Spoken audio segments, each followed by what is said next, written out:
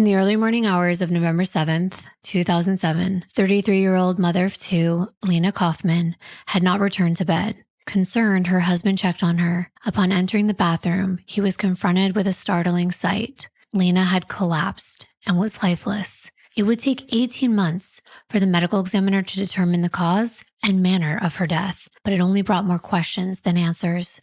Was it a murder or something else? Join us to figure out what really happened to Lina.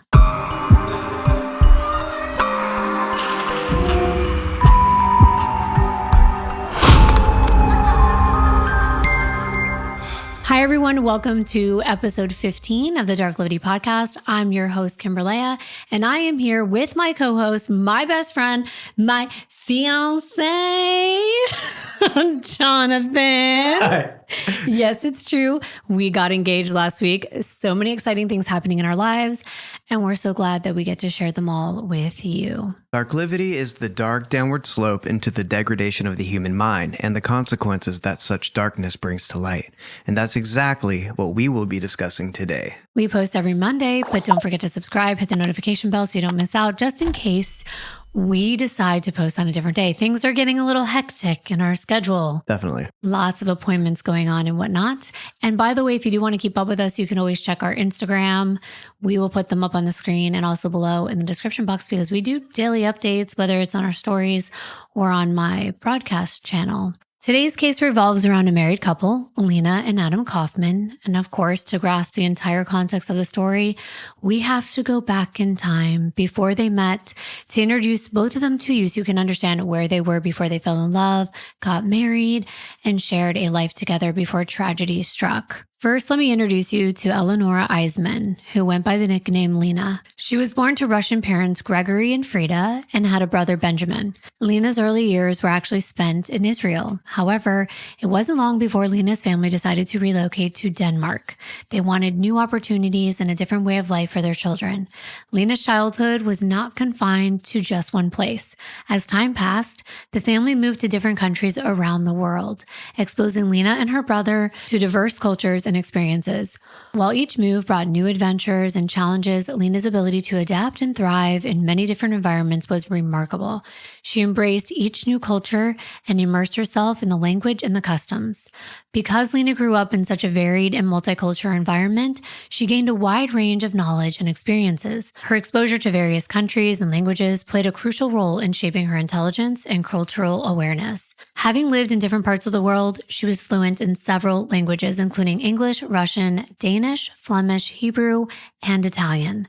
Lina's expertise in languages not only gave her an edge in communication, but it also demonstrated her ability to adapt and to embrace different cultures. And I truly wish that I had learned a second language as a child because it is much harder to learn a second language as an adult. You don't know a second language, do you? Well, I used to, but it's true. If you don't use it, you lose it. You lose it. I know gibberish. That's the only other language I know. You got to teach me gibberish.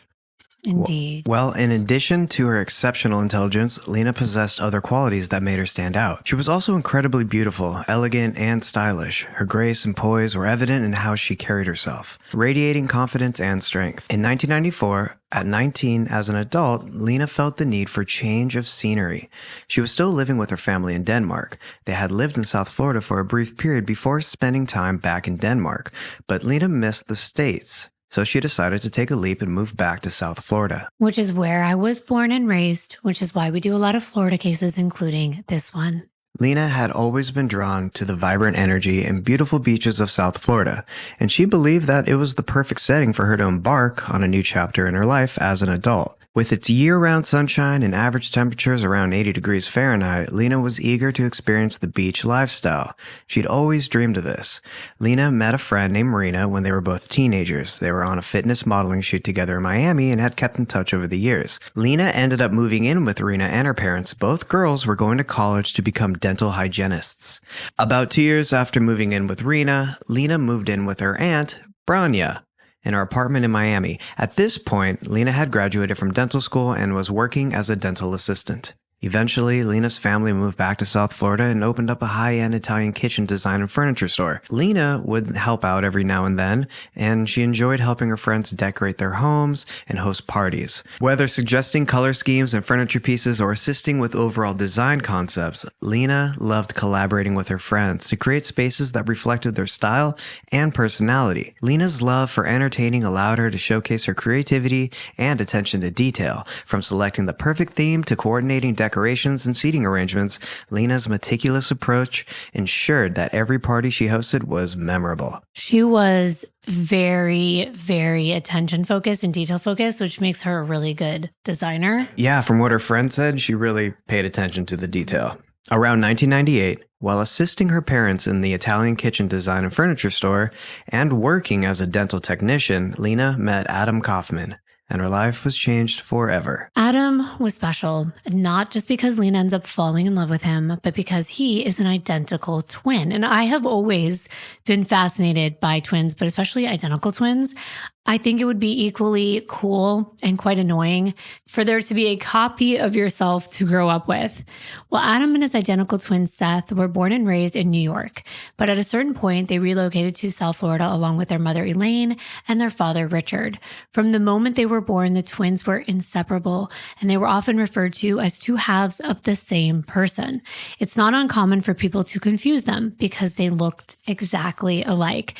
But as they got older, one way you could tell them apart was that Adam had more of a widow's peak in the front of his hairline, especially because Seth would purposely shave his off.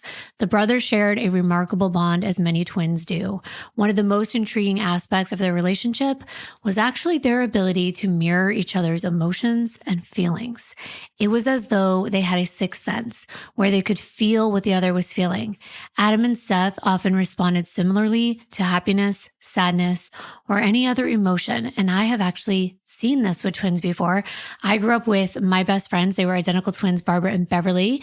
If you happen to stumble upon this video, hello. They were the first set of twins I ever knew, and I thought they were just so fascinating and awesome. And that's when I first became really interested in twins' bonds. Seth and Adam had a very unique connection. One instance to highlight the deep bond between the twins was when Adam injured his finger, but to everyone's surprise, Seth began screaming as well. It was not just a coincidence. Seth was somehow actually feeling the pain of Adam's injury. This phenomenon is actually known as mirror touch synesthesia.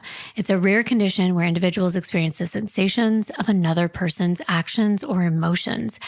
It almost seems impossible, but science and biology is kind of crazy, so I try not to question these things, but it is pretty interesting. Not only did the twins look alike, but they also thought alike and had the same ambitions. Being identical twins, they were closer than mere brothers. They were best friends. When Seth and Adam reached adulthood, they embarked on a career path as preschool teachers. This decision was driven by the ease of acquiring employment in this field. As identical twins, both young men had physically imposing attributes. Adam and Seth jokingly described themselves as resembling Arnold Schwarzenegger in Kindergarten Cop. They looked like wrestlers or bar bouncers. They were big, muscular, athletic men. They both received undergraduate degrees in early childhood education and became school teachers. Adam started as a preschool teacher. Then, in the early 1990s, he taught social studies at South Plantation High School, and Seth was a teacher for children with special needs. Despite their challenges, both Adam and Seth found fulfillment in their roles as educators. They enjoyed working with children, fostering their development, and shaping their futures. However, the income from teaching did not provide them with financial stability. And that's really sad that teachers don't make as much money as, let's say, like doctors, because teachers are the ones that are bringing up the children that will one day be in those roles. And we always need more teachers. It's a very challenging but rewarding job.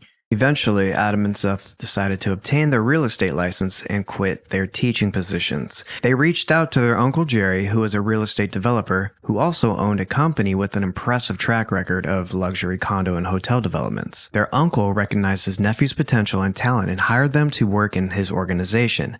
Adam quickly climbed the ranks, and with each promotion, he solidified his position within the industry and achieved significant milestones. Eventually, he was rewarded the prestigious title of Senior Vice President incident. It was the summer of 1996 when Adam first laid eyes on Lina, whom he met after a finished game of basketball at a local park and then went over to his cousin's house. She was there with friends, and he thought she was the most beautiful woman he had ever seen. He was struck by her beauty and her sophistication. The more he talked to her and got to know her over the next few months, the more he realized she was truly special. Unlike Adam, who had never strayed far from the suburbs of New York City where he was raised, Lina had lived all over the world. To Adam, she was an exotic world traveler raised in 5 different countries. It impressed him. Lina also felt an immediate attraction to Adam, even though Adam and Lina looked a bit mismatched, with Adam being tall at 6'2", broad, and Lina being slim and short at only 5'5". They do say opposites attract, and with that, they fell in love. When they were together, Elaine, Adam's mother, noticed the spark in Adam and Lina's eyes. It was obvious to her how much they loved each other. She was very happy for her son, and Lina's mother was very happy for her daughter. She had found someone finally, and she was very proud of her. Sometimes people's differences can make the relationship challenging, but with Adam and Lina's differences, it only strengthened their connection. They appreciated each other's unique qualities and were drawn to each other's diverse backgrounds and experiences. Their love was pure and genuine, and they complemented each other perfectly. Within just 1 year of dating, Adam proposed to Lina. And when Adam's mother questioned him about the rush of getting married, Adam said there was no reason to delay his decision. He had come to realize that Lina was the person that he wanted to be with, and the idea of spending another day without Lina as his wife was just not acceptable. So in March of 2000, Adam and Lina exchanged their vows in front of their family and friends. It was a joyous occasion filled with love and laughter. Rena was Lina's maid of honor, and after the wedding ceremony, Adam and Lina celebrated their union with a lavish Jewish celebration. Both Lina and Adam came from Jewish backgrounds, and they went all out, and Adam had the money to do so. By this time, Lina was still working as a dental hygienist and helping her parents out at their upscale furniture store. After Adam and Lina married, they moved into a 4-bedroom, 3.5-bath home right on the water in an upscale gated community in Aventura. This is in Miami-Dade County, Florida. It's called Aventura Lakes. We have pictures of their exact home, the way it was when they were living there, at 3112 Northeast 210th Terrace. It's a 2-story home with a modern kitchen, spacious bedrooms, a jacuzzi tub in the main bathroom, a cute little patio area outside with a backyard overlooking a man-made canal and other neighbors' porches. There's even a really nice community pool where residents can enjoy the gorgeous Florida weather. This community is located approximately 15 miles north of downtown Miami, and Aventura is known for its luxurious living, world-class shopping, and pristine beaches. It's an area that attracts people because of its vibrant lifestyle, thriving business community, and tropical weather. The city offers top-tier educational institutions, great shopping, and fine dining experiences. Aventura has become a popular destination for people seeking a luxurious and comfortable lifestyle. Of course, the real downside of living in Miami is the cost of living. Still, with Adam being a real estate developer, this was not an obstacle for the couple. As Adam and Lina married and settled into their new home in their gated community in Aventura, their marriage brought them even closer, and they cherished every moment they spent together.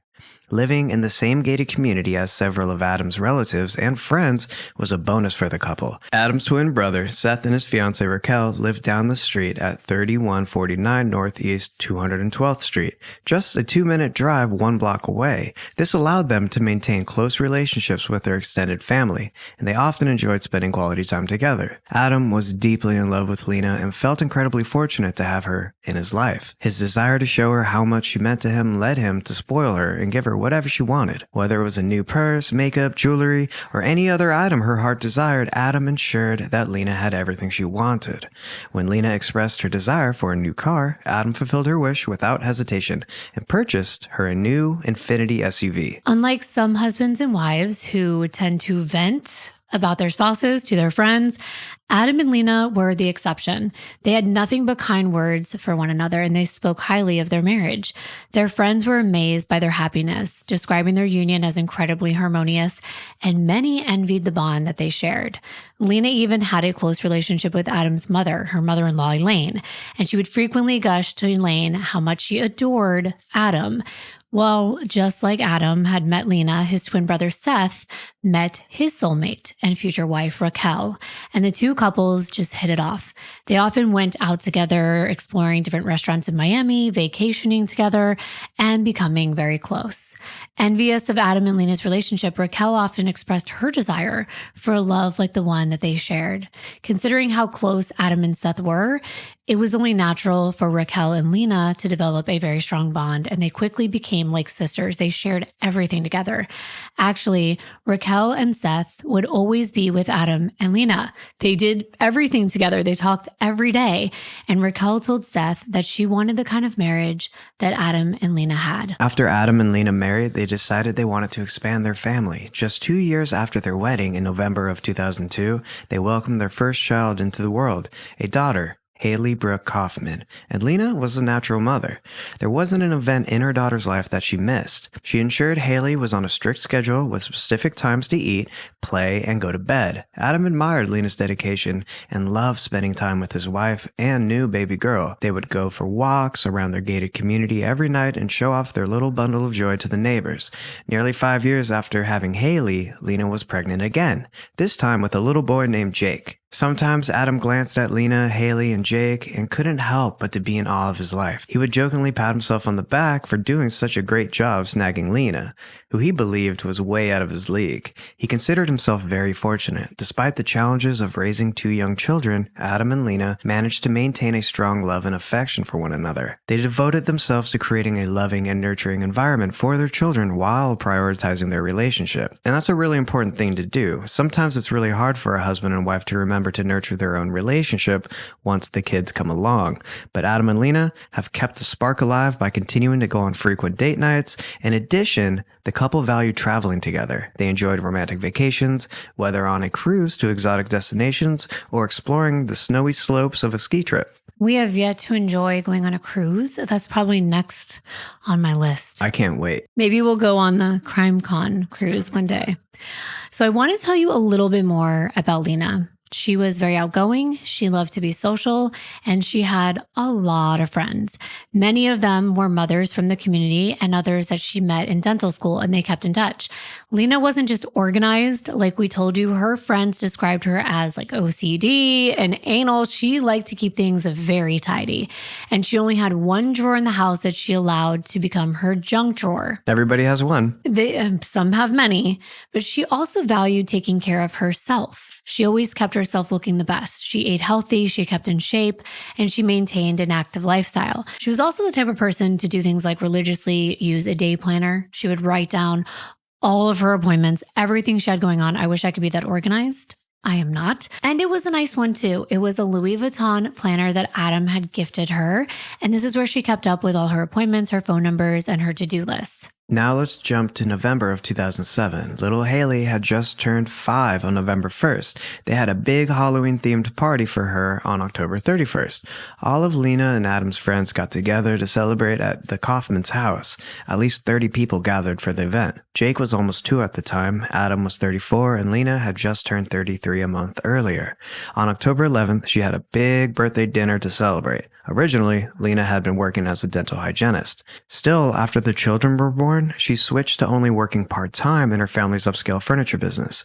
Adam and Lina were still living an affluent lifestyle, still enjoying their 2,600 square foot home that Lina kept immaculate. Here's what Jake's room looked like, and here's Haley's minimalistic with everything in its place. It was a busy time for the Kaufman's life. Adam's brother Seth was about to be married to his fiance Raquel on Saturday, November 17th. Adam was honored to be chosen as the best man and would stand beside his brother on his big day. And Lina was going to be one of Raquel's bridesmaids.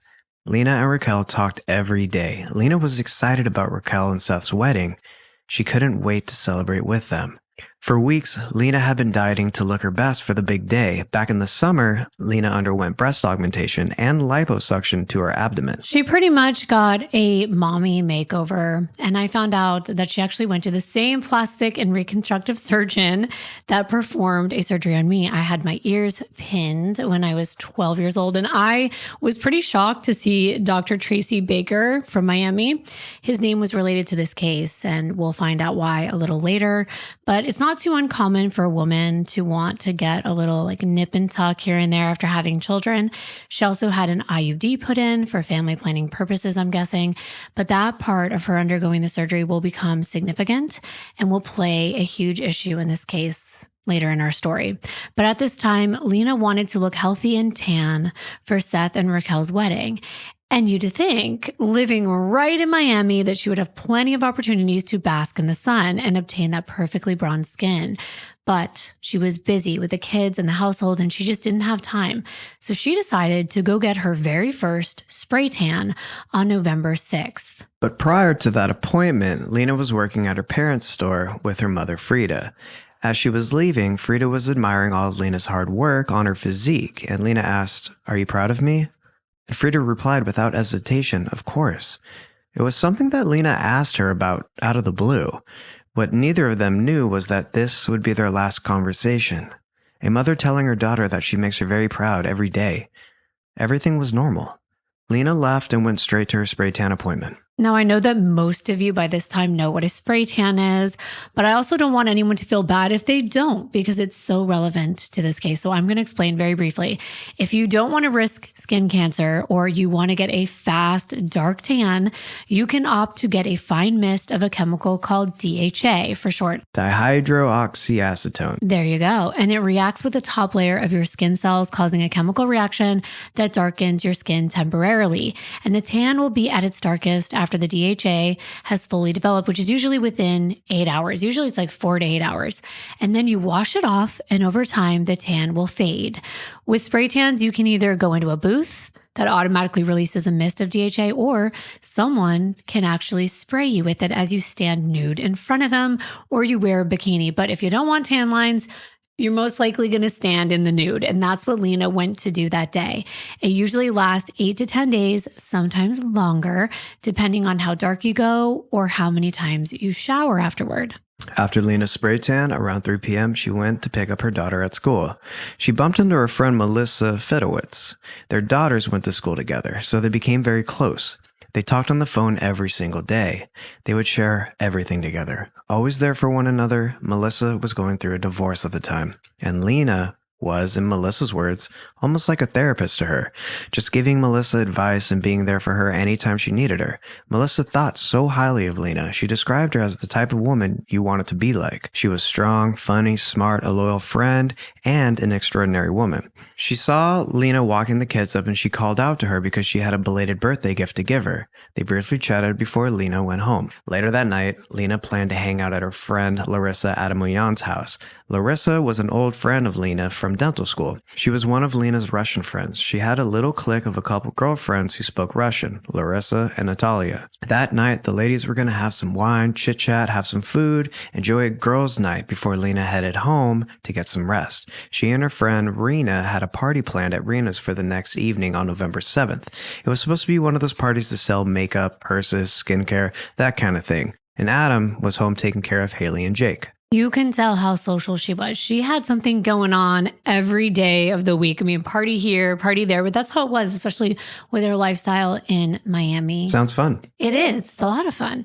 And while Lina and Larissa were hanging out and unwinding, Lina wanted to show off a couple things, her new body and her new tan. So she lifted up her shirt to get Larissa's opinion, mostly on the spray tan, because she wanted to make sure that it looked natural and it was applied evenly, especially to her back. So Larissa inspected Lina's tan, getting really close to her body, and everything looked fine. They hung out until about 11 p.m. and Lina headed back home. When she arrived, Adam was already in bed watching TV and about to fall asleep. Lina always slept in the nude. And as she undressed, Adam couldn't help but notice her very dark spray tan. And if you've never gotten one before, I told you it develops over that 4 to 8 hours, and it gets darker and darker until it fully develops, and then you usually rinse it off in the shower at that point. And a lot of the color will come off. But before you shower, you can look kind of crazy. I'm not kidding. I mean, sometimes you look weird. But since Lina got it earlier that day, it stands to reason it was fully developed and very dark since she hadn't washed it off yet. Well, Adam definitely had to do a double take, not in a good way. He actually thought it looked way too dark, almost odd and excessive. But again, Lina hadn't rinsed it off yet, so that's to be expected. But this was the first time Lina got one, so Adam didn't know what to expect, and he was just judging by what he was looking at the time, and he found it to be unnecessary. But considering he's been a husband for many years, he knew he should just hold his tongue. If his wife liked it, then he was going to keep his thoughts to himself. Lina got into bed and they fell asleep. Adam woke up around 5 a.m. and noticed that Lina was not in the bed beside him. And his initial thought was that she was probably in the baby's room. It wasn't uncommon for Lina to get up and tend to the children in the middle of the night or the early morning. So Adam turned over and tried to go back to sleep. But he was kind of still tossing and turning, and about 5:30 that morning, he noticed that Lina was still not in bed. So he figured maybe she fell asleep in one of the children's beds, or she was comforting one of them. Maybe they had a nightmare, or they couldn't sleep. But when she hadn't returned to the primary bedroom by 6 a.m., he sat up in bed. And that's when he realized the light was on in their attached bathroom. He waited a minute to see if Lina would come out, imagining she was probably just going to use the restroom. But when she didn't emerge, he got up to check on her. Understanding the layout of their bathroom and bedroom is pretty important. So they've got their primary bedroom, and then straight ahead from the bed, when you come into the bathroom, there's a bathtub and a shower to the right, a vanity straight ahead, and then there's a separate small room with a toilet and a bidet inside. Adam didn't see Lina in the main portion of the bathroom, but he noticed that the door to the toilet room or the water closet was open just a little bit. When he pushed it open all the way, he was shocked to see Lina's collapsed body wedged between the toilet and the wall. She appeared to be passed out in a very awkward position. She was slumped over the magazine holder. Her face was turned to the right, with her neck almost resting on the spines of the magazines that were sticking out of the storage container that rested on the floor in front of their toilet. Her hair was obscuring her face. Adam screamed Lina's name as he ran to her. When he reached out to grab her, the very first thing he noticed was how cold her body felt. That's when Adam began to panic. He grabbed her from underneath both of her arms and he dragged her out of the small area and into the main portion of the bathroom.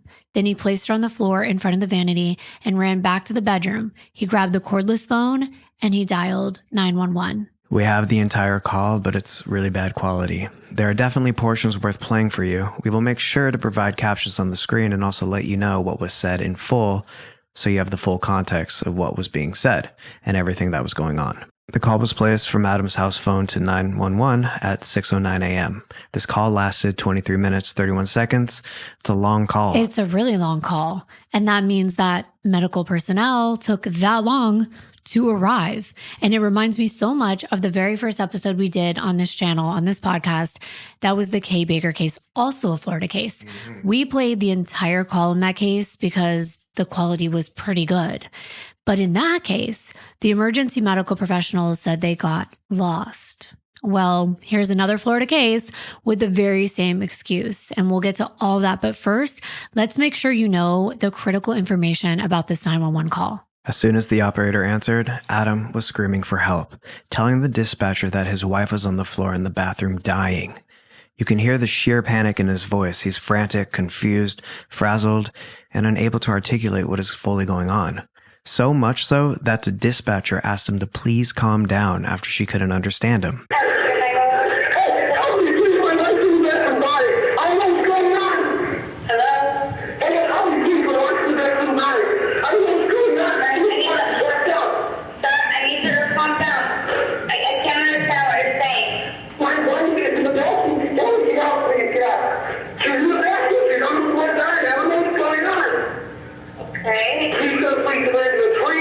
She's not breathing? No. I don't know what happened. She's on the floor dying. Okay, what? Oh my God, I don't know what's going on. I need her to calm down. And that's so hard. It's almost unreasonable to ask someone to calm down because how can you possibly stay calm when someone you love is suffering? But I also understand that in order to get the right help, it's important to relay exactly what you need. And that's something that I learned in this case. And it's very important to actually ask for a unit to be sent out that has advanced life-saving equipment on board. Otherwise, you can waste precious time. Just say things like, please send an ambulance. But in that moment, it's hard to know what to do. So I don't blame Adam for being emotional and panicked. No, not at all. He told the operator that his wife was cold to the touch and there was pink foam coming from her mouth. The operator then asked Adam if Lina was bleeding from anywhere, and he said he didn't know, but there was something coming out of her mouth. There was foam, and that she looked pale, she looked sick, and had marks on her neck. He said, I don't know what happened, and he told the operator he didn't know what to do. His voice sounded genuinely distraught when he said, oh my God, I don't know what is happening. I don't know what happened. She's on the floor dying. She's not breathing. Okay. She's not breathing. She's not breathing? No. I don't know what happened. She's on the floor dying. Did something happen? Did she fall or? No. Okay. Where is she? I don't know. She's in the bathroom upstairs. Please send her now, please. She's bleeding from anywhere? I don't know. I can't tell. This blood, this stuff coming out of her mouth is full. I don't know what else going on. She looks pale. She looks sick. She has voice on her neck. I don't know what happened. Have you gotten close to her? She's not. I'm with her now. I'm trying to do. I don't even know what to do. Throughout the call, he was heard crying, screaming Lina's name, and begging her to wake up. He kept repeating, oh my God, I don't know what's going on, in between the dispatcher asking him for vital information like their address, which he could finally provide about a minute into the phone call. Then he goes back to screaming at the 911 operator to please hurry up. However, she's still asking him if it's an apartment, a house, and Adam is yelling frantically, it's a house, it's a house. He repeated that Lina is not breathing, and as the operator was trying to gather more information, she asked Adam if Lina had fallen or had an accident. And he kept repeating that he didn't know and to please send help. 3112, what's your address? Where's these two tires? Hurry up, please. Is there no... Okay, calm down. Is there an apartment number? I need this information. It's a house. Okay. So she's not breathing, Carl? No, she's not breathing. Did something happen? Did she fall? No, I don't know what's going on, please. Can you please come here? What's here? What's the phone number, sir?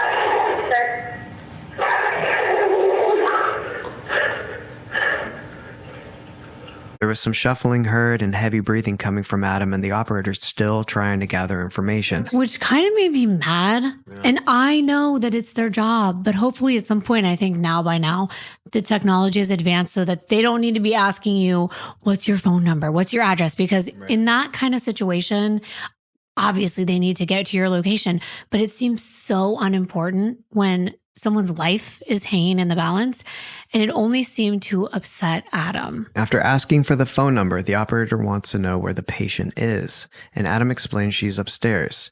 Then the operator asks Lina's age. Adam incorrectly states that Lina is 34. She actually just turned 33. However, he is 34. But to me, that's not uncommon because I forget if I'm 41 or if I'm 42. Yeah. And I also forget how old you are all the time. You do. Especially when you're in a state of shock. Where is she? Where is she? Upstairs. She's upstairs. Please. How old is she? She's 34. She's 34. Please hurry up. Lina, come on, wake up.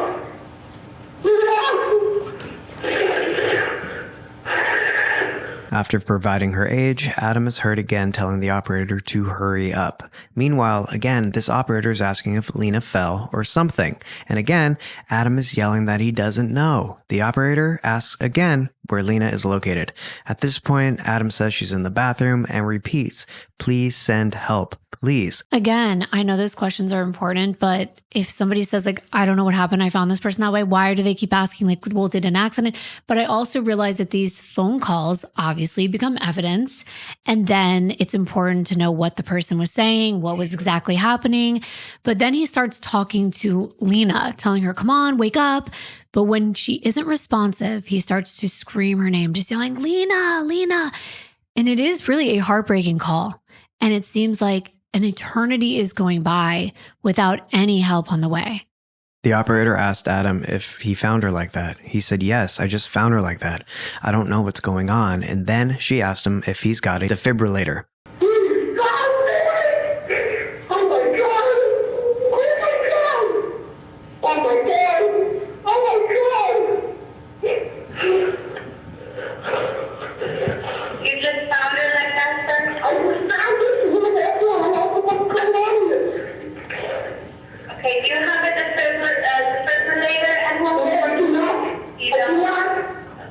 Okay. And I'm not trying to sound ignorant or funny, but is that something people usually have hanging around their house? Because we don't. And I never have. And without a heart problem or being elderly, I wouldn't think to have one of those. But do any of you have one? Leave it in the comments because I don't know. Maybe this is something that everyone should have. But I found that to be odd. Like, isn't that why they're calling 911? Because they need help? 3 minutes into the call, the operator is giving Adam instructions on how to perform CPR, just like the Kay Baker case. Adam is aware that Lina is not breathing and that she is most likely already deceased. However, CPR is often performed no matter what until professional medical personnel arrive to take over. So that is what Adam was told to do. Another really hard thing to do when you already know they're not breathing. But I do understand from Kay Baker, a lot of people commented, nurses, I think even doctors, like we had so many people comment that said, well, the brain activity and keeping the lungs working. But it is true that at certain points, there really is no way for that to be. It's like trying to keep the blood flowing. The operator told Adam to lay her flat on the ground with no pillows or anything underneath, then to kneel next to her, open her mouth, and look inside for food or vomit.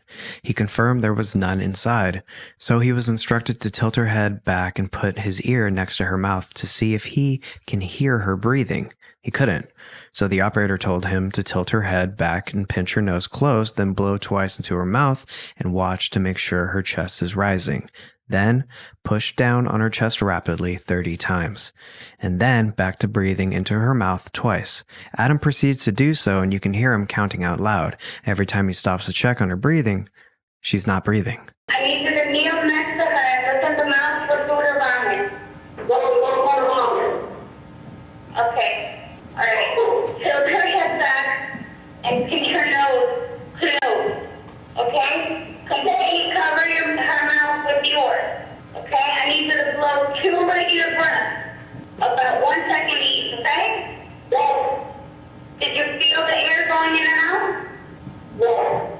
You don't? Yes. Yes? Okay. So now, I need you to do compressions, okay? Yes. I need you to pump the chest hard and fast about 30 times. Okay? At least twice per second. Okay? Yes. Okay. Okay.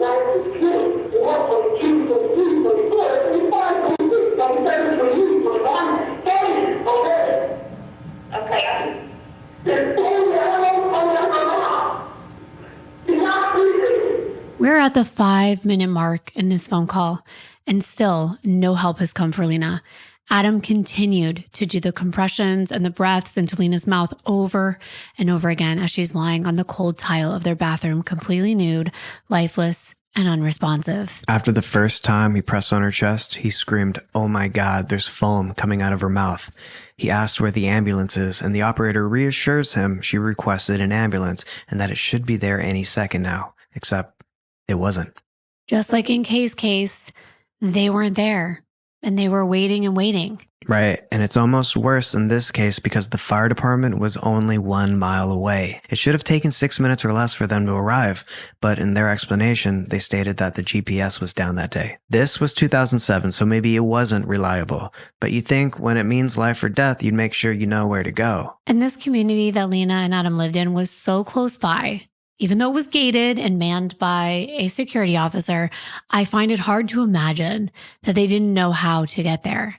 But the lieutenant explained later that the neighborhood had a lot of twists and turns and that the 2 units were en route. One was a fire truck and one was a rescue truck with more advanced equipment. The fire truck only had basic life-saving equipment on board. But the fire truck that was leading them there didn't have adequate GPS that morning. So the ambulance was following orders over the radio, trying to locate this residence. And the operator's asking Adam almost 10 minutes into this call if he could go open the front door for paramedics, and he was upstairs doing CPR on Lina. So he needed to run downstairs as she instructed, unlock the door, and then come back up and tend to his wife. And I'm sitting here thinking, I'm so glad that many of us now have a way to remote access, and lock our door and unlock our door from our phones. We don't think about those things. We don't think an emergency is going to happen. But now I'm starting to realize that's actually something really handy. Once he unlocked the door, Adam returned to Lina's side, and again the operator wanted to make sure there was nothing in her mouth. Adam confirmed there was a red, pinkish, frothy substance coming from her mouth, but nothing inside. She still wasn't breathing. He again was instructed to perform CPR, so he began the process again. The paramedics were still on the way. Adam again asked the operator where they were, and she still reassured him that they were on their way. About 16 minutes into the call, you can finally hear Adam say, "Up here, up here." Help had finally arrived. The fire truck with EMT Brett Anderson arrived first at 6:29 a.m. After the two units had split up, they were going in different parts of the neighborhood searching for the house number.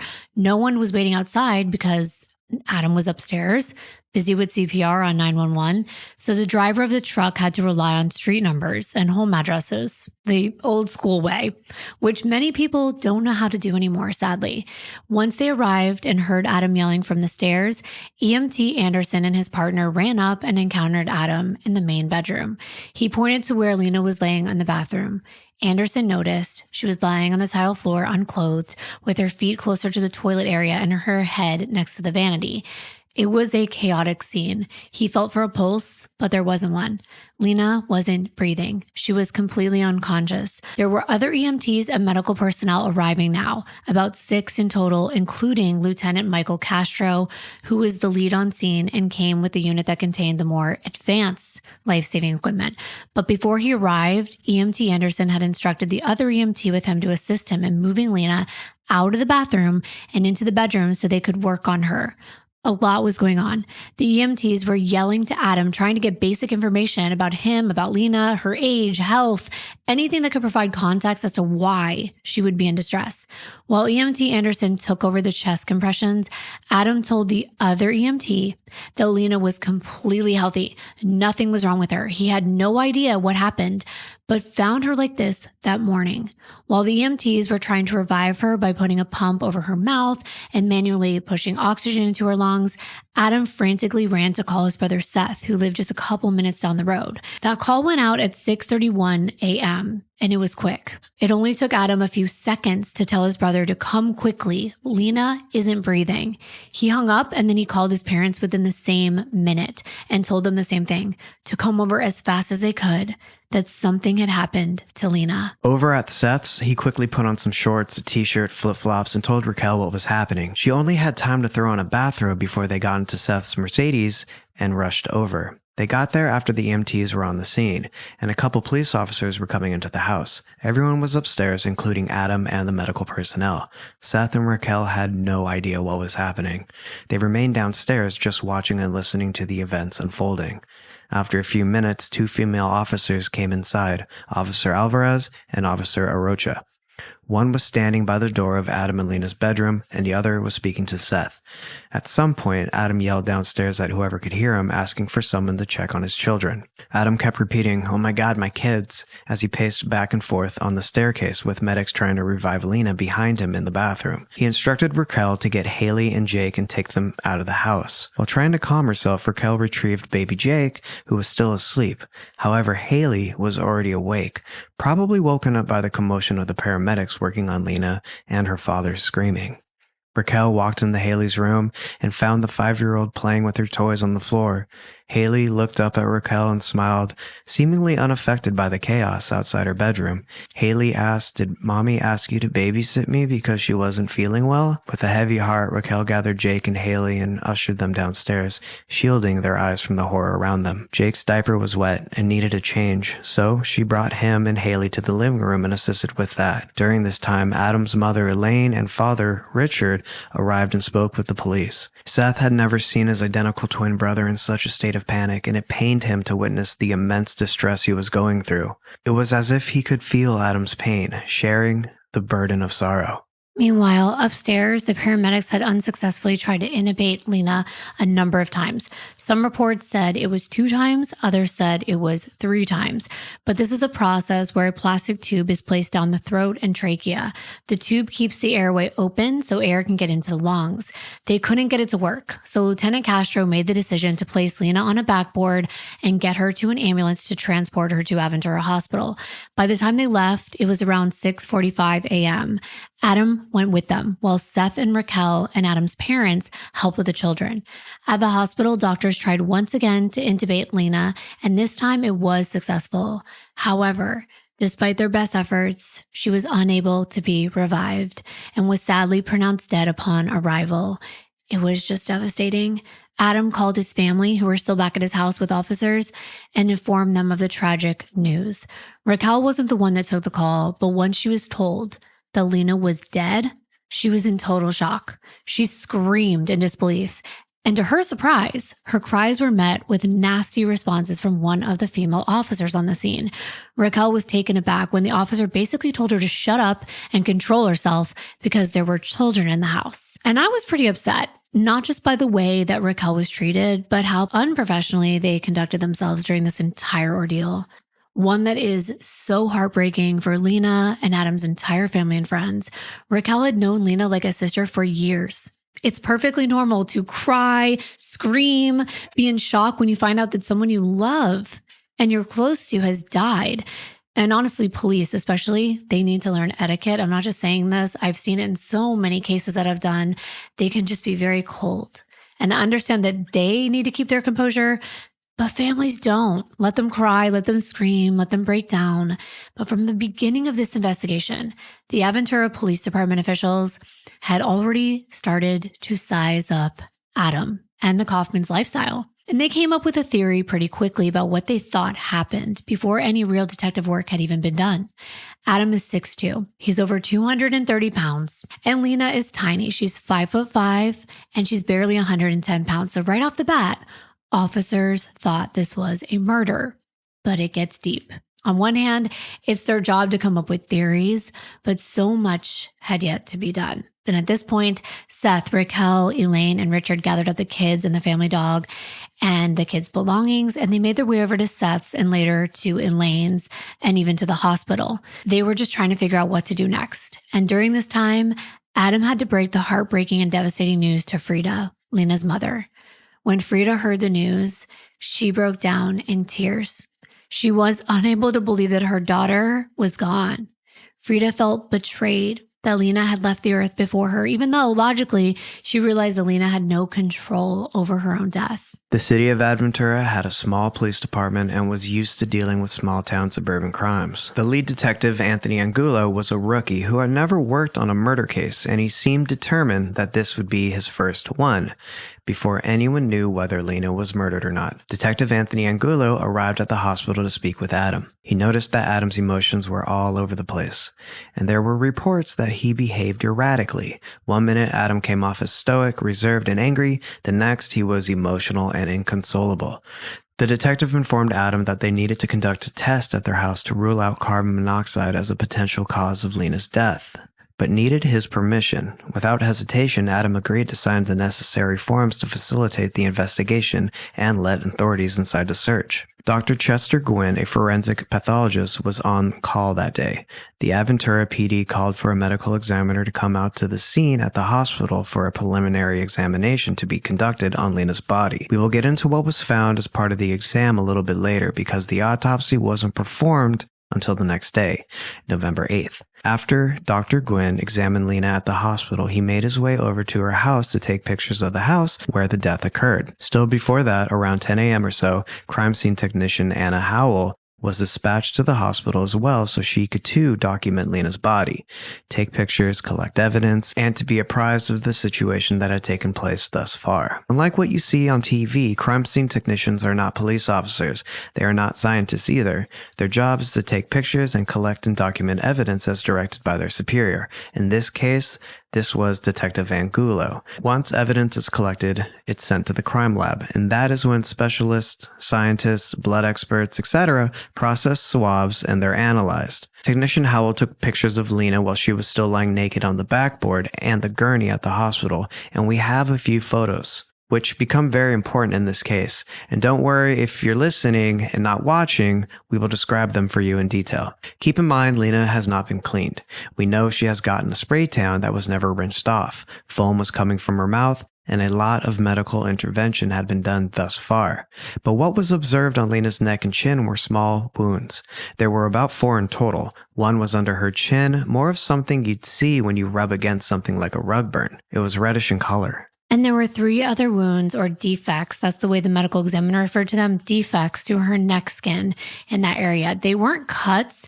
They were more like indentation, puncture type wounds or abrasions. They were about 1 to 2 centimeters in length. So these are pretty small. But in this picture, they appear bigger because, of course, the camera lens is zoomed in and there is what appears to be dried red substance.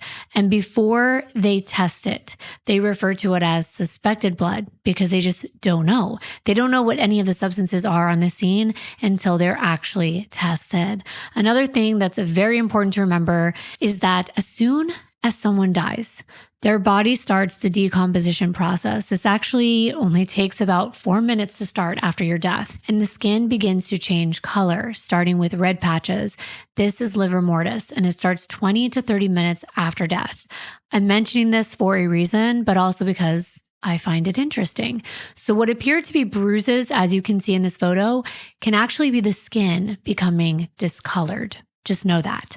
Plus, anytime a body is manipulated after the decomposition process has started, it can produce even more prominent marks on the body because unlike when a body has blood moving through it and the heart pumping, it's not actually healing anymore. And that's also important. And it's why it's so important to get photos of the scene as soon as you can to document exactly what a body looked like before anyone touched it. It's literally why they say don't touch the body. That wasn't done here because we know that when Lina was found, Adam and medical personnel were trying to revive her for at least an hour or so. She wasn't showing signs of life back when Adam first found her at 6 a.m. before calling 911. We will get to her approximate time of death soon, but just keep these things in mind.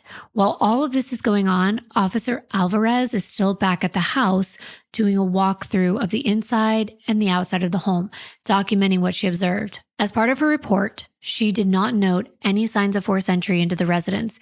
None of the doors or the windows appeared to have been broken, removed, or pried open. And there were no signs of a struggle reported in the house or even in the upstairs bathroom where Lina had been found. As you can see from these photos that were taken later by crime scene technicians, the water closet where Lina was slumped over still had the brown toilet rug underneath the toilet right in its place. The magazine storage container was not disturbed. The magazines were still inside. The main bathroom area still had products and items on the countertop. There was a rug that had been rolled up, but that was most likely done to make sure nothing was underneath Lina before Adam performed CPR. In a struggle, the rug wouldn't be neatly rolled up. It would be thrown or pushed or moved in a way that would indicate it was done in a rush.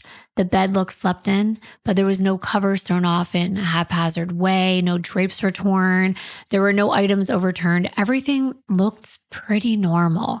When Officer Alvarez walked through the garage, her report states that she touched the hood of the driver's side of a silver Mercedes that was parked inside, and she noted, in her subjective opinion, that it felt extremely warm to the touch. However, she never examined the muffler. She didn't do an extensive search of the vehicle or any of the other items inside the garage. For the record, the silver Mercedes is Adam's car. It was parked inside the closed garage in front of where Lina had parked her Infiniti the night before. This is the way the car looked that day when pictures were taken. Officer Alvarez turned the scene over to Detective Angulo at 1:50 p.m. that afternoon when he arrived on the scene with medical examiner Dr. Gwynn and the crime scene technicians including Anna Howell. They are the ones who took all the pictures we have been showing you and will be showing you. Lina's SUV, the interior, the door of the home, the outside patio, none of that looked out of the ordinary. Going to the area of interest, here's what the primary bedroom looked like that day. If you look closely at the bed, this left side is where Lina slept. Upon an inspection of this area, it's clear that there is an orange hue to her side on both the pillow and the bedding.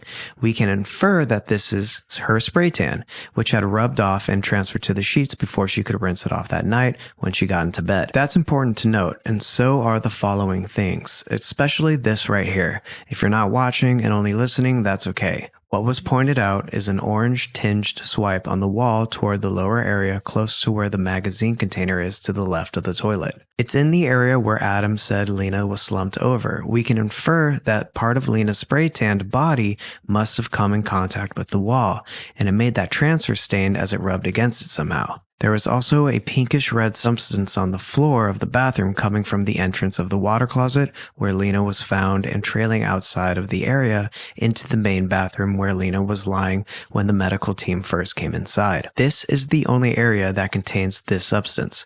This was the only area of interest in the home that was scrutinized in detail since it was where evidence was found and where Lina was when EMTs arrived. It's a tiny space. The measurements of this water closet are 4 feet, 3 inches wide. So from the wall where the back of the toilet and bidet are to the wall where the magazine storage container is located, and it's only 4 feet and 9 inches in length from the opening to the far wall with the orange stain. It's a very tiny space.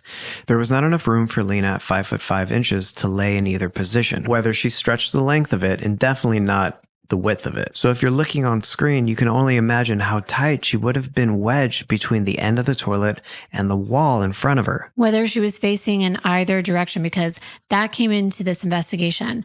Apparently, according to EMT Anderson, he claimed that Adam initially told him or relayed to him that Lina appeared to be slumped over in the water closet as though she had been vomiting in the toilet. That would imply her back would be facing the wall and her head would have been hanging beneath the toilet or in some position in that area.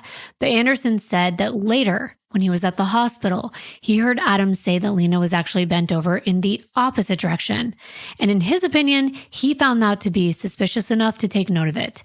He claimed that Adam was changing his story on account of the marks that were found on Lina's neck during the examination at the hospital. But remember that Adam already told the 911 operator that he saw marks on Lina's neck. This wasn't new information to Adam. Nevertheless, it was noted by the EMT as being suspicious that Adam was reporting Lina was now slumped over the magazine holder. When the attending physician at the emergency room heard this explanation, he was skeptical because in his preliminary opinion, he didn't feel like Lina's injuries to her neck matched Adam's description of how he claimed to have found her. But let me point out that this ER doctor has never seen the area where Lina was found. He never saw the scene before making this opinion. The ER doctor also asked the paramedics why the patient wasn't placed into a C-collar. A C-collar is short for cervical collar. It's a medical device that supports and immobilizes the neck and head after an injury. It's designed to restrict the movement and prevent further cervical spine or neck injuries. And the paramedics explained that wasn't necessary because reports were that Lina had passed out after a cardiac event. The attending ER doctor said that that was impossible, because he believed Lina's neck looked like she had been hung, or at the very least, aggressively strangled. He thought her death was a result of an asphyxial injury. But he's not a pathologist. It's not his job to determine how someone has died. But nevertheless, these statements became record and were, of course, passed on to the lead detective, Angulo. Now at the hospital, Officer Myers spoke to Adam, Seth, and her father, Richard. When speaking with Adam, the officer noted that Adam had no injuries except on his toes on both of his feet. He was wearing open-toed sandals, and Meyer observed that on 4 of the 5 toes on both sides, he had what looked like rug burn or friction. The skin was peeled right under the toenails except on the pinky toes. At this point, Adam's uncle, Jerry Kaufman, arrived at the hospital. When the detective or before the officers tried to speak with Adam, Jerry stepped in and said that Adam was not in a state of mind to answer questions and that it would probably take some time before he was ready to speak to police. However, Officer Meyer could still listen to what was happening inside the hospital room. He noted that when Adam was informed that Lina was deceased, he loudly exclaimed things like, "How could this happen? How could she have been choked by the toilet? Was her neck on the toilet rim?" This reminded me of My Cousin Vinny, where the one guy finds out that the cops think that they shot the clerk. And he exclaims, "I shot the clerk?" Right. And he's questioning it, but they take it as a confession. And that's what was happening. That was what was going on with Adam. He was theorizing. He was wondering out loud. He was exclaiming things, all kinds of things. But unbeknownst to Adam, he was already being looked at as their prime suspect. So everything he was saying was being taken into consideration, as it should be.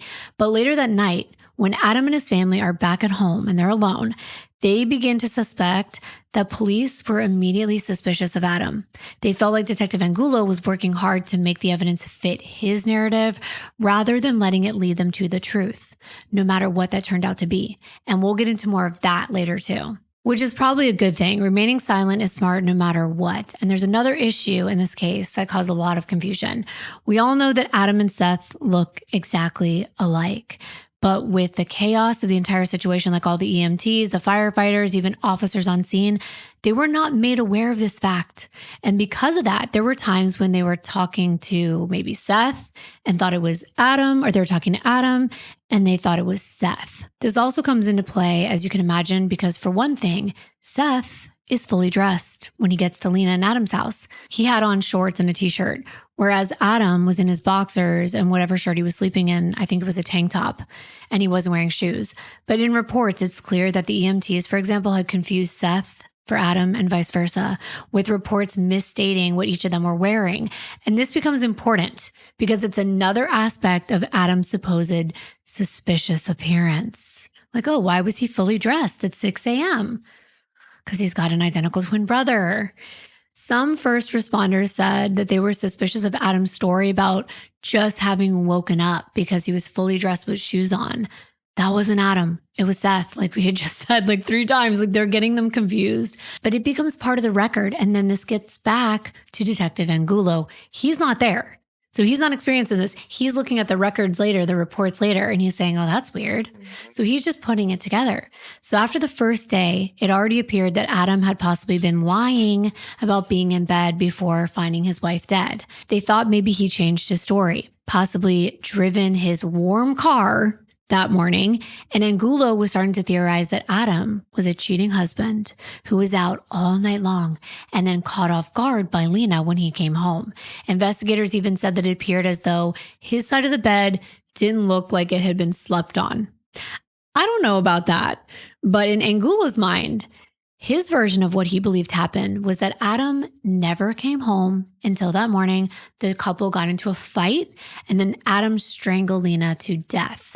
This was the narrative that Angulo was forming, the one that the Kaufmans could tell he was creating as the reason that Lina was dead. Because of this, later that same evening, Adam consulted with a criminal defense attorney named Yale Gallanter, who sent an email to Detective Angulo later that night stating that his client, Adam Kaufman, had invoked his Fifth Amendment right to remain silent and his Sixth Amendment right to have counsel present during any questioning.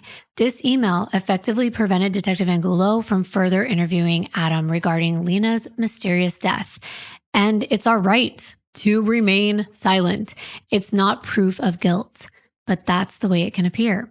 The spouse is always the first one that's looked at in cases like this. Another thing that was reported as suspicious was back at the hospital, Adam inquired about an autopsy being conducted. Still, of course, this was going to be part of the investigation because at this point, it was labeled as a mysterious death, and Angulo suspected there was some foul play involved. It needed to be confirmed or ruled out. As we mentioned, it was carried out the next day, November 8th, by Dr. Gwynn. Lina was a healthy 33-year-old woman who exercised consistently and ate well. It was reported that she rarely complained about health issues other than the occasional headache or feeling lightheaded here and there.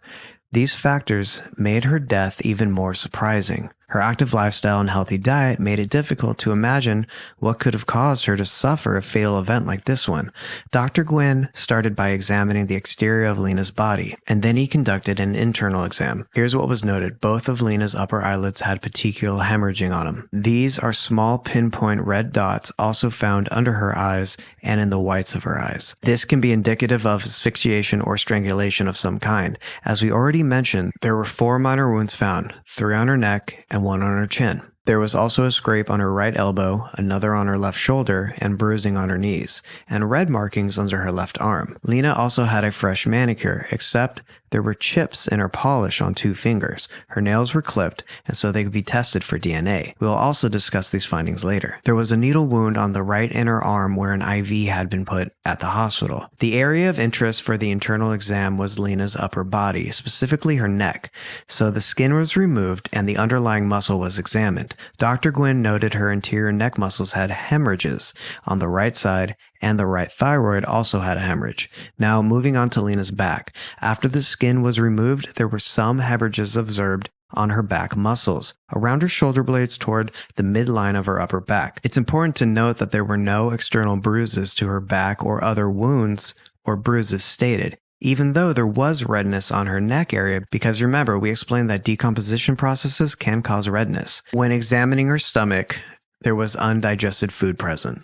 This can help to establish the time of death.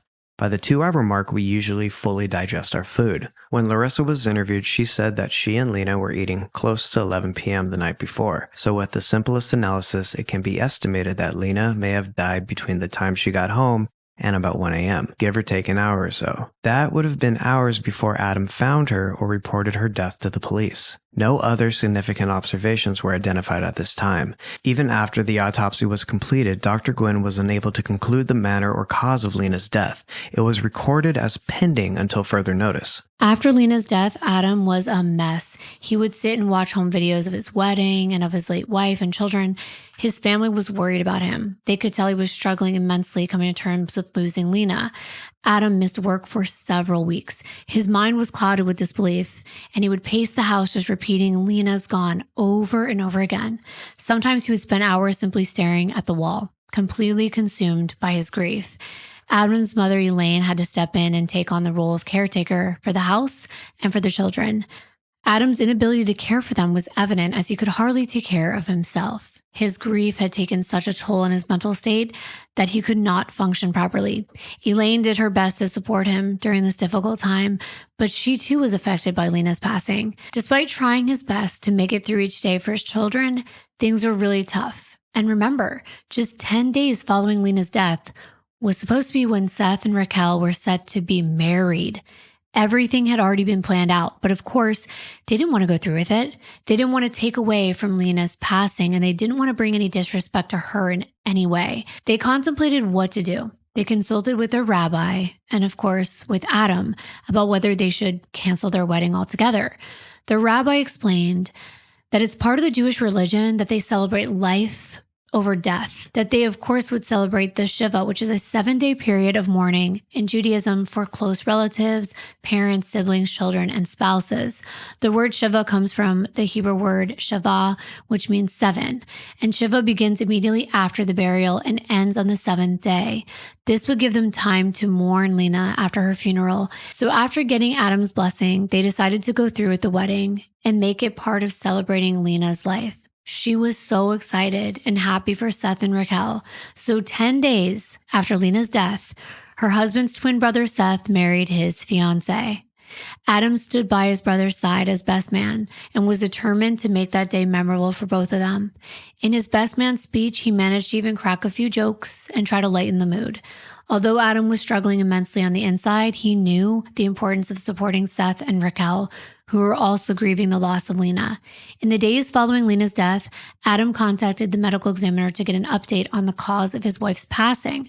However, during this call, Adam learned that it could take the medical examiner at least 6 to 8 weeks to make a determination. This news continued to leave Adam mystified. Everyone wondered what could have possibly happened to Lina. Why did she die so suddenly? And of course, detectives were interviewing everyone close to her, starting with her mother and father and then moving to her close friends. Detective Angulo wanted to find out if there was any evidence that Lina had been ill or if Adam had been cheating. Her mother, Frida, told detectives that she and Lina would talk 4 to 5 times a day or more. They were very close, and she never mentioned anything negative or concerning about her marriage to Adam. However, she did have fainting spells in the past, where she would get very dizzy, lightheaded, and then even pass out.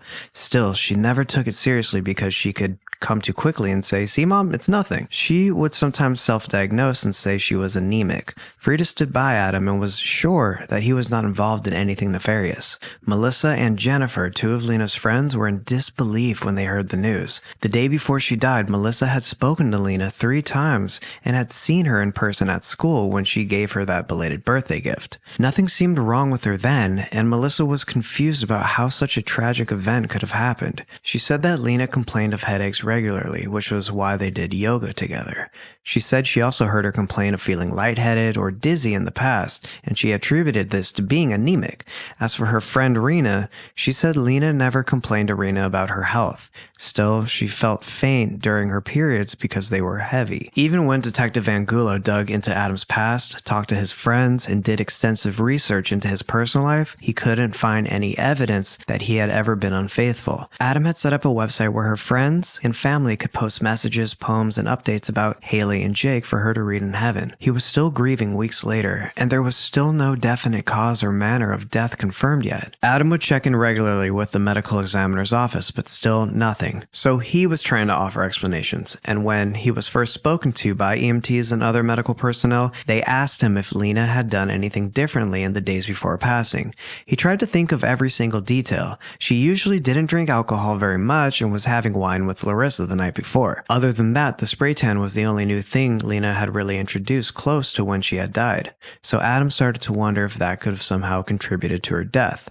So he brought it up to the medical examiner. He wanted to know if it could have been a contributing factor. Maybe she had some type of allergic reaction to the chemicals used. Now, before you laugh or disregard this inquiry, I want to say something from personal experience. I had a very close friend of mine growing up, and she was also completely healthy, no cancer, leukemia in her family, and she eventually went on to work at a spray tanning salon.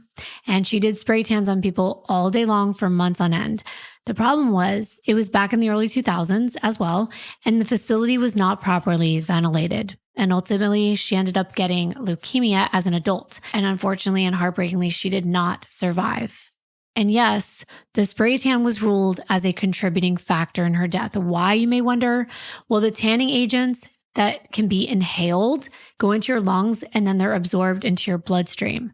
And its use as an overall spray tan hadn't been approved by the FDA, especially without top-of-the-line industrial fans or ventilation. It has carcinogenic properties, and it's known to be safe when it's applied in a cream, an oil, a lotion, foam, or a spray that isn't a mist that stays in the air. There are even documented cases of people having seizures following a spray tan. I use self-tanner on a regular basis, and they are generally deemed to be safe, but actually inhaling the substance in a spray tan, which can be done in a small room, for example, that can be iffy.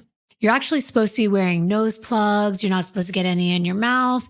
And you're supposed to even cover your eyes so that your mucous membranes are free of the chemical. But most places I used to go to, they would not require anything to cover those places. Instead, they would just say it's optional. Like, oh, you don't need to put the goggles on because then you'll have raccoon eyes. So it's fine. And you have like young people working at these facilities most of the time. And sometimes they're not regulated. So after Adam inquired about the spray tan chemical, the news got word of this and they ran with it. They sensationalized it. The headlines were everywhere. Things like spray tan blame for wife's death. That's actually what this case is best known for, which is, it shouldn't be known for that, but that is actually what was all over the headlines. The medical examiner took his time determining a cause of death. He performed a complete autopsy, including toxicology. And other than a viral infection that Lina probably didn't even know she had at the time of her death, she appeared to be a healthy 33-year-old mother of 2 children. Her surgeon, Dr. Baker, was also interviewed, and he turned over her self-reported medical information that she filled out when she had her first consultation for her breast enhancement and liposurgery. She reported that she had a previous C-section and LASIK eye surgery, that she smoked 1 or 2 cigarettes a week and worked out 2 to 3 times a week. She didn't mention any known allergies, and she even had a normal EKG result, which showed that she was healthy and a good candidate for surgery. This factored into the mystery of what could have caused Lina's death. The doctor and the anesthesiologist recorded all of Lina's vital signs during her surgery, and everything was normal. Post-surgery, she was prescribed Demerol for pain. She was also given some Percocet and Phenergan. These are, I think, painkillers. But this was all back in June of 2007, 5 months before she died. A month after Lina's death, Seth and Raquel were trying to get Adam out of his house. They wanted him to mourn, but they also knew he needed to move on and come to terms with Lina's loss. So they would take him out with groups of other people, other couples, and sometimes single ladies. Detective Angulo was suspicious that Adam was out on the town again after just 1 month and even on what he referred to as group dates. He was still wearing his wedding ring, but to Angulo, it was a sign of him being able to move on too quickly. All the while, both the Kaufman family and Detective Angulo were placing pressure on the medical examiner to determine a cause and manner of death. 18 months later, Adam called the state board to file a complaint that he still hadn't received the cause of death from the medical examiner. Coincidentally, the very next day, a ruling was made on Lina's death, but Adam would find out about it in perhaps the most shocking way possible. 1 week later, on a Tuesday night, as Adam worked in the ice cream shop he and his brother Seth owned in Hollywood, Florida, he was closing up and he noticed a red dot on his shirt. When he turned to see where it was coming from, a bunch of guys from the SWAT team were aiming guns at him. They threw him on the ground and arrested him for the murder of his wife, Lina Kaufman. The first thing Adam thought was that they were making a huge mistake. With a smirk, Detective Angulo addressed Adam and asked, "Remember me?" Before Adam could respond, Detective Angulo rudely interrupted him, displaying a completely different demeanor from the polite and understanding detective Adam had met when Lina died. He informed Adam that he was being arrested and charged with second-degree murder.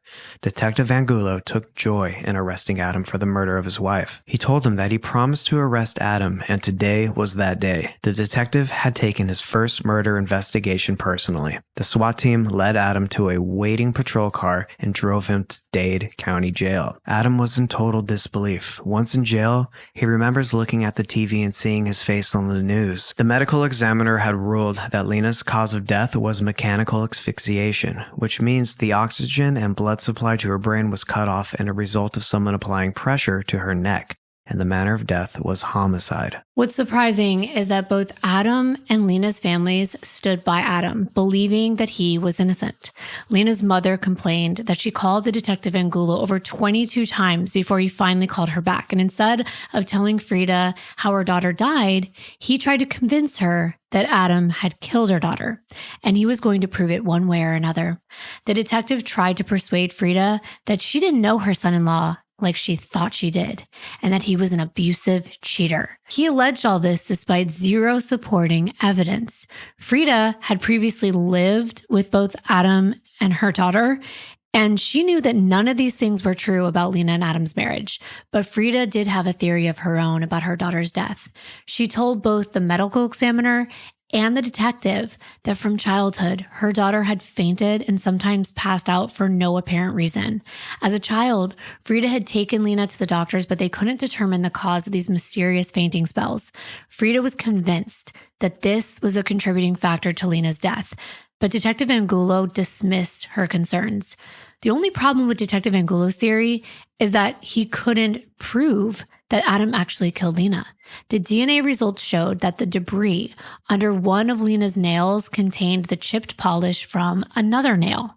There was no DNA present other than her own. And there were conflicting medical theories on how this happened, and we will discuss that later. But Detective Angulo learned that Adam had started dating soon after Lina died, and he found that very suspicious that an alleged grieving husband would be able to move on so quickly. He didn't know that Seth and Raquel had insisted that he get out of the house and attend a graduation party. It was there that Adam met the woman he briefly tried to date. Detective Angulo saw Adam's ability to date so quickly as a sign of his guilt, especially someone with young kids to raise all alone. When could he possibly have found the time? But Adam did find the time. Within a few weeks of Lina's death, Adam met a woman named Farah Kornenblum. The two of them became intimate a few weeks later. However, when she was questioned about her relationship with Adam, she stated that while he was physically present, he was not emotionally present. She said that he was never emotionally available to her because he was still grieving his wife. In fact, he still wore his wedding ring while they were dating, which we had told you. He still wasn't ready to take it off. This was something that bothered her, and she asked Adam when he would be ready to take it off. Adam told her he was still deeply in love with his late wife and could not have a serious relationship with her or anyone else anytime soon. Adam was honest, and he said he still had so much grieving to do. Eventually, Farah broke it off with Adam when it became clear that he wasn't ready to move on. After Adam's arrest, the prosecution wanted him held without bail. However, Miami-Dade Judge David Miller set bail at $500,000, which Adam's family paid on his behalf. And once he was back at home, his neighbors, even ones that loved and respected both Adam and Lina, they turned their back on him. They were convinced he was guilty. Whenever Elaine went to the grocery store, she would hear people whispering about her and her family. However, Adam asserted that he was innocent. He was determined to stay living in his home and not let anyone drive him out. Adam's parents also decided to hire a dream team of defense attorneys to help him navigate through the legal system. This team consisted of two prominent lawyers, Bill Matthewman and Al Millian. Bill had spent a significant portion of his career working as a police officer, and on the other hand, Al had previously served as a prosecutor. Adam's mother thought that this combination of Bill and Al made the perfect team to defend his son. And I watched this entire trial, and I don't know how many times I turned to John, and I'm like, wow, these are the best defense attorneys I've seen. They're really good. Adam was confident that as the prosecution actually looked into Lina's case, they would find the truth, and it would set Adam free. But that's not how things were looking for him. He didn't go to trial until May 2012. And if you usually leave when we begin talking about the trials, don't this time, especially this time, because this is where everything really played out in this case, and it's pretty juicy. The prosecution began their opening statement. Prosecutor Matthew Baldwin told the jury everything you already know about Lina. She was a young, healthy, vibrant woman with 2 children. He told the jury that Lina was in the best shape of her life. After the birth of her 2-year-old son Jake, she lost weight and had breast augmentation and went back to work. She was a happy, active wife and mother with a close family and many friends. He told the jury that all of that ended on the morning of November 7, 2007, when the defendant, Adam Kaufman, prevented her from breathing, causing her death. He told the jury that he wanted them to pay close attention to the 911 call. He believed that Adam was overacting and purposely pretending to be distraught. He also told the jury that several first responders made important observations that he wanted them to take note of. We already explained some of this to you, but it was things like Adam being fully dressed despite it being before 7 a.m. He was reported wearing a shirt, pants, some dress shoes, and a gold watch. But we already alluded that Seth was mistaken for Adam several times. The jury isn't privy to any of that information, and they have to wait to hear it from the defense to tell them that none of the first responders realized Adam had an identical brother. That explains why others see Adam in the bedroom that morning wearing a tank top and boxers. This is something the prosecution didn't mention during opening statements. Of course not, and they shouldn't have to because they're building their case. And it's up to having a really good defense team to catch all of these things. However, the prosecution did bring up things like the EMTs all thought Adam was suspicious from the beginning, that even the ER doctors thought Adam was faking his emotions. They even said that Officer Myers reported hearing Adam yelling at Lina's mom when she was sobbing and asking what could have happened to her daughter, because Adam supposedly yelled, "I don't know what the fuck happened, so stop asking me." They also said that Adam was asking troubling questions about the autopsy moments after learning that Lina had been pronounced dead. He asked an officer what the autopsy would show. Will it show that the toilet rim did those injuries to her? That was one of his questions. A toilet seat could cause the injuries around her neck, right? Was another question. The prosecution told the jury from the beginning that everyone knew that this was a homicide. But the investigation took a long time before they could call it a homicide because they were still investigating. They said that the medical examiner was waiting for Detective Angulo to develop information supporting this finding. While they were all waiting, they did some extra tests to find out why a young, healthy, vibrant mother died. They checked her brain for signs of a blood clot, an aneurysm, or other abnormalities. They further tested the heart to make sure there were no heart problems. They even examined her breast implants to make sure there weren't any leaks that could have contributed to her death. They checked for the carbon monoxide poisoning, and they ruled that out. They didn't find any drugs in her system either. And then the medical examiner reached out to all the first responders to determine if any of them and their life-saving efforts could have caused injuries to her body, such as the bruising to her arms, her neck, or her chin. They looked for reasons for all of Lina's injuries. And then he told the jury that none of the findings changed their opinion that it was a homicide. He explained that the original medical examiner, Dr. Gwynn, was a student on a fellowship and had moved to another job. So another doctor, Dr. Haima, the current medical examiner, took over. Right, but he never even saw Lina in person. He's only relying on the report from the other doctor. The prosecutor told the jury that he was briefed on the case, and from the very beginning, there was nothing that could lead them to any other conclusion other than a mechanical asphyxial death by homicide. He said that Dr. Haima finished the investigation and made the final call that this was indeed a homicide 18 months later. He explained that it was a lengthy investigation with scheduling issues, but investigations have to take as long as they take. The investigation even continued after Adam was arrested. Dr. Haima found it strange that throughout those 18 months, Adam called several times to pressure him to find a cause of death and wanted to know what was taking so long. But honestly, I've been wondering the exact same thing. You want closure, but the prosecution made it sound suspicious, adding that each time Adam called, he had theories that he would share with Dr. Haima. And then Dr. Haima would investigate these theories. But is that weird? Because you're trying to figure out how someone died. You're like, well, did you check the carbon monoxide? Oh, that's out. Okay, well, was she poisoned by something? Did she eat something bad? I don't think that's suspicious. No. He asked things like, could it be heavy metals from a sushi heavy diet or the chemicals found in the spray tan like we told you about? They ended up telling the jury that the cause of death was mechanical asphyxiation, and because Adam was the only adult at home at the time of Lina's death, only Adam could be responsible. And he assured the jury that they would come to the same conclusion when they heard from their physics expert. That would be interesting. The prosecution concluded their opening statements by telling the jury that Adam Kaufman was guilty of second-degree murder. He was charged this way because the prosecution saw this murder as a crime of passion, something that happened in the moment rather than a deliberate, premeditated event. He just came home and she's like, why were you out all night? And I had to stay with the kids. That's not what actually happened. We're going to find out so much more. Well, the defense came out strong with an even longer opening statement than the prosecution. They attacked the motives, competency, and bias of the entire investigation. They also criticized the Aventura Police Department for running the investigation themselves instead of giving it to Miami-Dade, which has a better track record in homicide cases. And the reason because Detective Angulo wanted his first win. His first homicide case, even if he had to make it into one. If given incomplete or lousy info from police stations, a medical examiner can come up with incorrect or wrong manner of death. They needed additional information to form a conclusion, but where they were getting it from was tainted. The defense attorney, Matthewman, gave the defense's opening statements. He told the jury the conflicts in the evidence and the lack of evidence in Adam's case would show that no crime had ever been committed.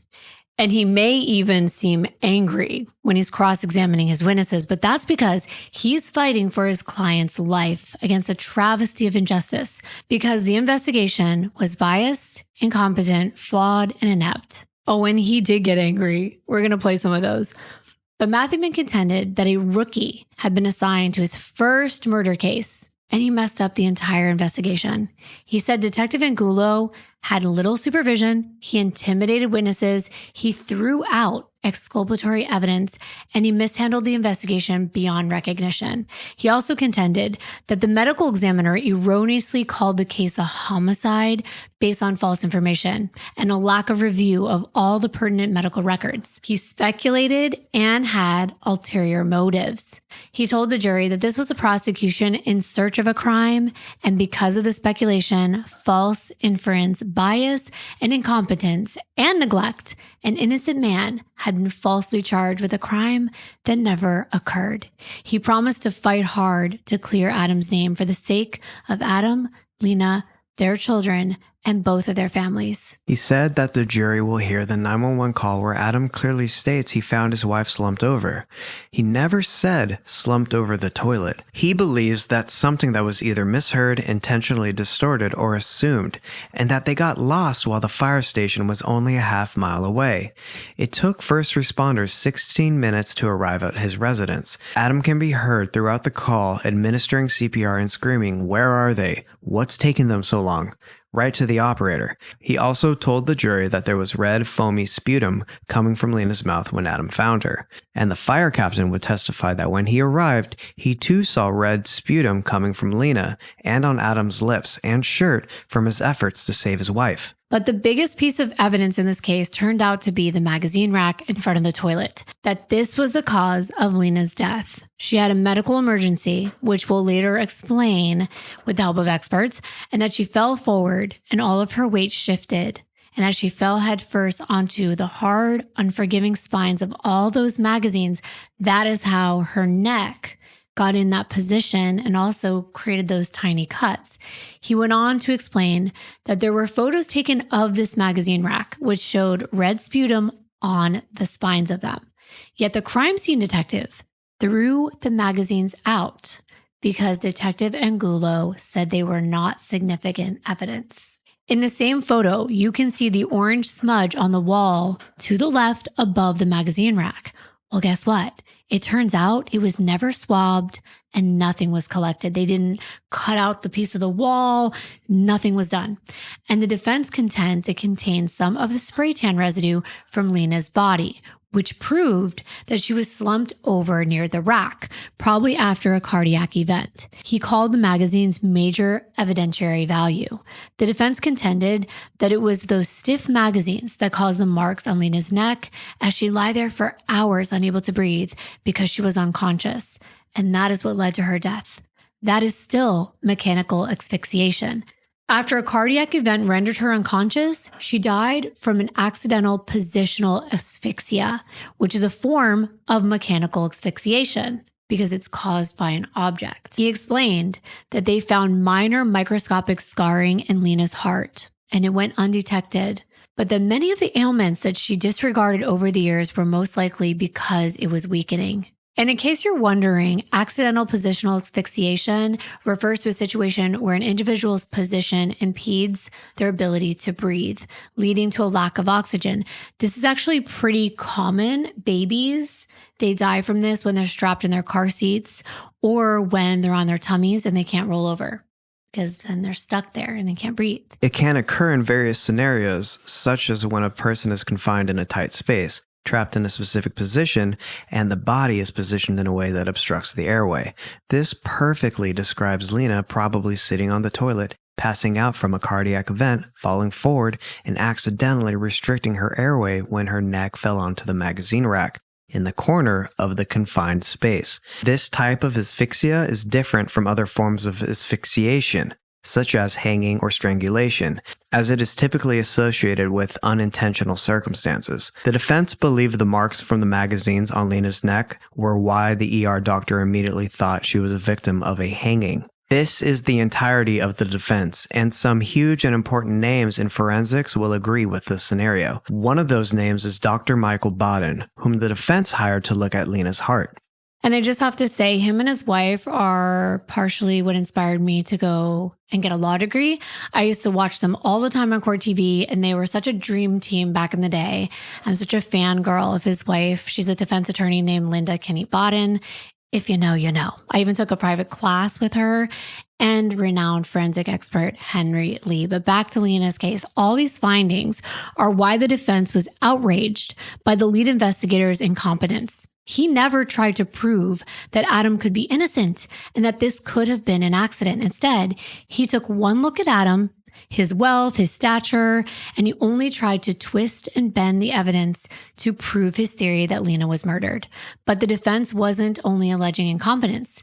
They also believed there was collusion between the lead crime scene technician, Ann Howell, and the detective, because she was the one that photographed and collected all the evidence. That crime scene technician was now also a detective with the Aventura Police Department. She moved up the ranks over the years. She started as a civilian that assisted in crime scene evidence collection, and then she went on to become a police officer, and then finally a detective. And we're going to get to all of the significance of this in a few minutes and show you some very shocking testimony in court. Pretty entertaining, and that will unfold. But we're jumping ahead. The defense also concluded that the medical examiner was ultimately to blame because he relied on false information from Angulo and incomplete and inaccurate facts from a rookie homicide detective. He also relied on the autopsy of a doctor in training who missed the most crucial evidence of the case, the scarring to Lina's heart, which is the entire basis for the defense. It was only 4 months into the intern's training that he conducted Lina's autopsy, and he was the one who initially determined it was inconclusive, and that determination stood for 18 months. Dr. Hyma never contradicted the intern in training's findings during the 12 months he was in office, nor the months after he left. For the next 8 months of the intern's training period, Lina's death was marked as pending and inconclusive. In the 10 months after he left, Lina's death remained as an unknown death, not a homicide. Once Dr. Hyma took over the case, he conducted no further testing or investigation. Only one thing happened to change that finding. The Kaufman family wanted an answer. They wanted the cause of death. They were concerned that Lina's death could be the cause of a hereditary condition. So for the sake of Lina's 2 children, they needed answers. Right. And after Adam submitted that complaint to the state, Dr. Hyma was notified on April 6, 2009 that he was taking too long to determine a manner and cause of death in this case. And after that call, Dr. Hyma was ready to reach his conclusion. Within just a few hours, he finalized that autopsy report, which stated that Lina's death was now a homicide by mechanical asphyxiation. The next day, on April 7, 2009, Adam was arrested for his wife's murder. Finally, the defense attorney urged the jury to pay attention to the crime scene photos of the house. It shows an immaculate home in perfect order. There were no signs of a struggle, a fight, or any domestic violence. There were never any reports of domestic violence from family, friends, or neighbors. The Kaufmans lived on what's known as a zero-lot line, which means the other homes were extremely close together. There were single-family homes but looked like townhomes all in a row. The evidence will show that there is no evidence of domestic violence, marital discord, or any unhealthy or controlling relationship between the couple. This is an essential point because the prosecution's theory is that Adam was a cheater, and his cheating caused a fight that led to Lina's death. It was actually Lina who was out that night with friends, while Adam was the one at home babysitting their children. They lived in a gated community, and the cameras ended up showing that Lina came home around 11 p.m., just as Adam had stated. The defense attorney explained that the allegation that Adam's car was warm and ticking and just had been driven was either a mistaken assumption or a blatant lie. Adam's car was never impounded. They could have checked his GPS or done other things to figure out when he arrived home. That's the prosecution's job. But the defense had evidence that Adam made phone calls that evening to his work colleagues from the landline at the house. Yet the prosecution never interviewed any of those people because it didn't fit the narrative. Several of these people were going to testify on Adam's behalf, that while they were speaking, he was interrupted several times by his children that he was caring for that night alone. He wasn't out on the town, completely dressed, caught coming in at 6 a.m., as Angulo wanted to portray. The last theory the defense laid out was a little more nefarious. It was that crime scene technician Ann Howell lied to strengthen Angulo's case. And while this type of defense usually never works, there was a strong reason why this argument was very compelling in this case. And I can't wait to show you that cross-examination. That was when female officer Alvarez was questioned about her subjective opinion about the hood of Adam's car being warm to the touch when she arrived at the house, implying that Adam had just gotten home, even though the position of his car was right in front of Lina's inside the closed garage. She said she heard a ticking sound like a car had been cooling down after it had been driven, which prompted her to touch it. Oh yeah, but as it turned out, there was a refrigerator in the unair-conditioned garage that was right in front of the hood of Adam's car near where she touched it. This was never pointed out. It was never shown to Alvarez, and it's a refrigerator that emits hot air blowing right near the car. She never checked the muffler or examined any other part of the car to determine if it had really been driven recently.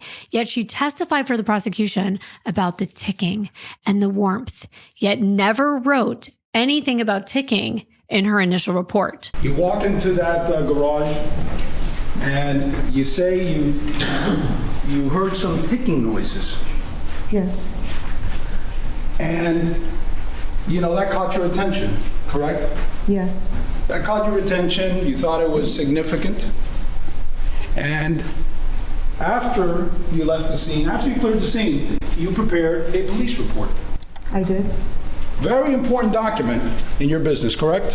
Yes. Going back to the days of the academy, you were taught how to write complete reports containing important information, correct? Yes. Things that were significant, correct? Yes. Because someday you may be called upon to either give testimony in a deposition or to testify, and you were going to use that police report to refresh your recollection, correct?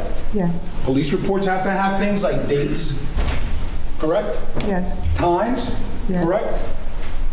All the important details that are significant, correct? Yes. But nowhere in the police report that you prepared in this case is there any mention of a ticking noise. You just testified for the jury a minute ago to the government that you heard a ticking noise. Yes. And ticking is spelled T-I-C-K-I-N-G, correct? Yes. Judge, may I approach the witness with her police report?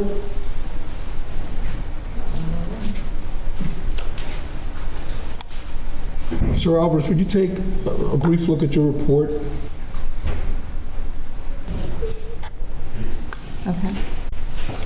You only wrote this one report in this investigation of the Kaufman residence, correct? Yes. Officer Alvarez, isn't it true that there is no mention of any ticking in that report? It is true.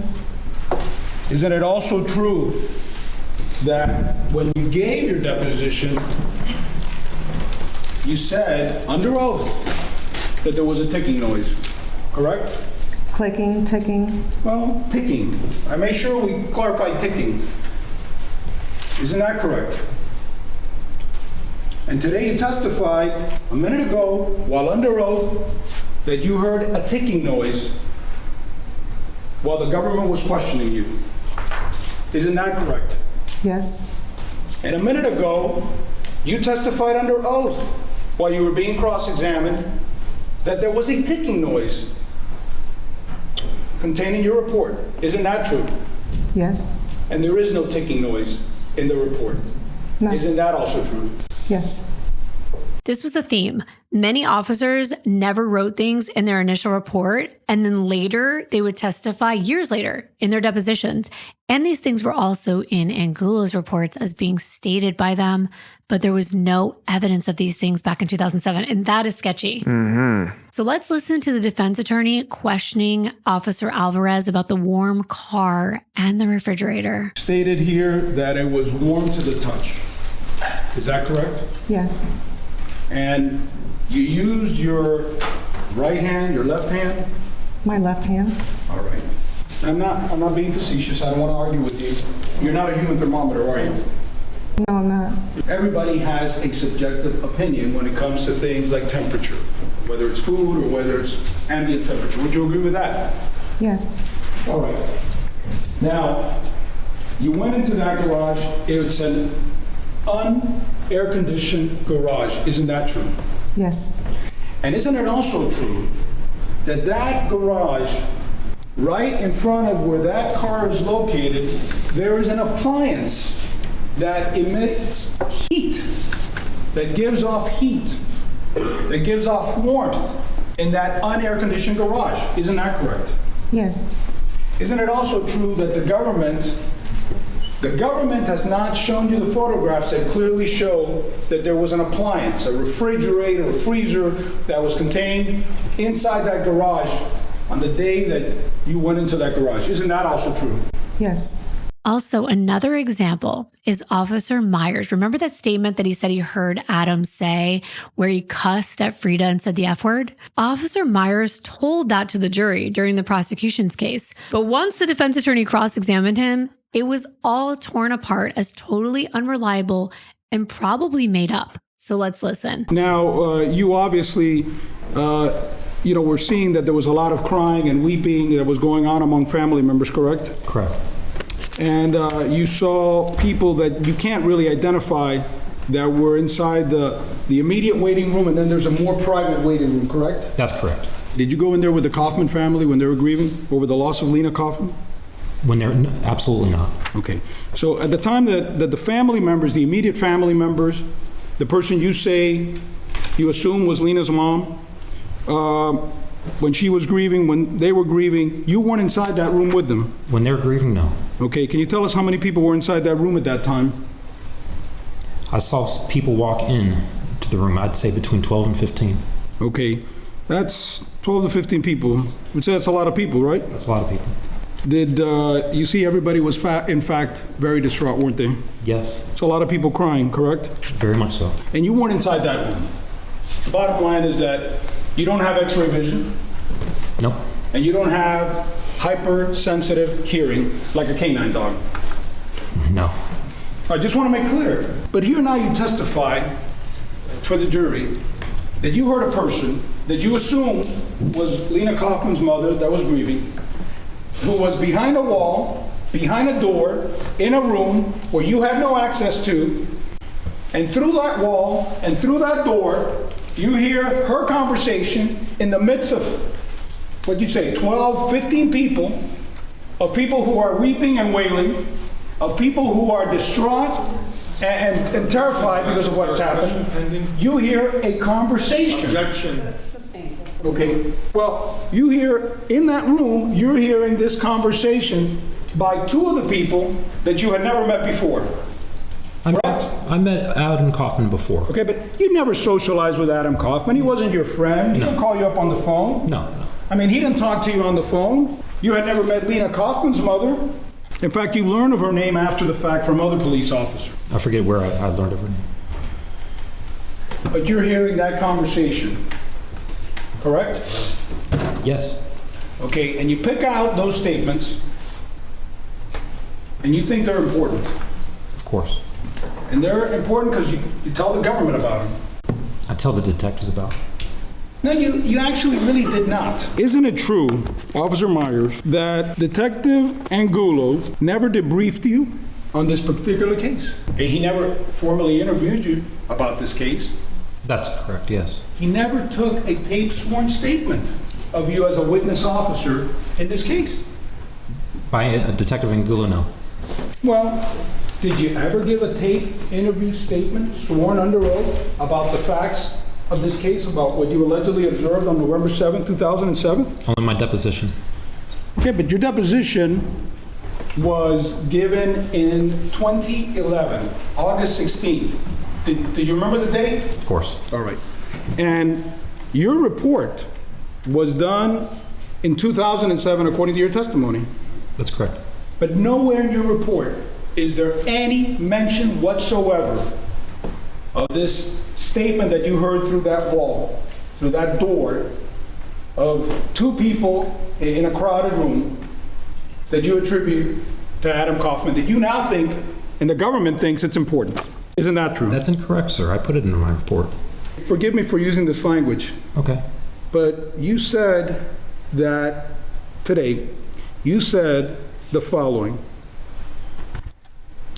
You said that when Lina Kaufman's mom, the lady that you hadn't ever met before, in that room with those 12 people, I want to make sure we get you back. That's why I call it a predicate. I want to get you back in that room. Okay.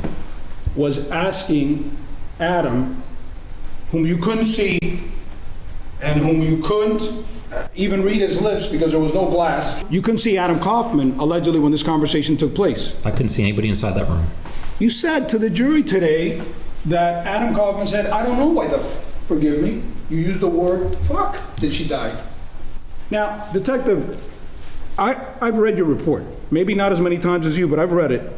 And I really couldn't find that in the report. I didn't include it. Again, this reminded me so much of my cousin Vinny when he's questioning the man who says, oh, I saw the two guys running from the sack of suds. But then Vinny goes over there. The dude's house has like a screen and it's dirty. It's old. There's trees and bushes and several yards from between his house and the store. Well, in this case, Myers, who wasn't even familiar with Adam for more than maybe a few minutes, was somehow saying that he was able to tell through a closed door, 15 people sobbing and crying, that he could pinpoint not only Adam's voice without seeing him, but also Frida's, someone he had never even met. It didn't add up. Plus, it was never written in his report.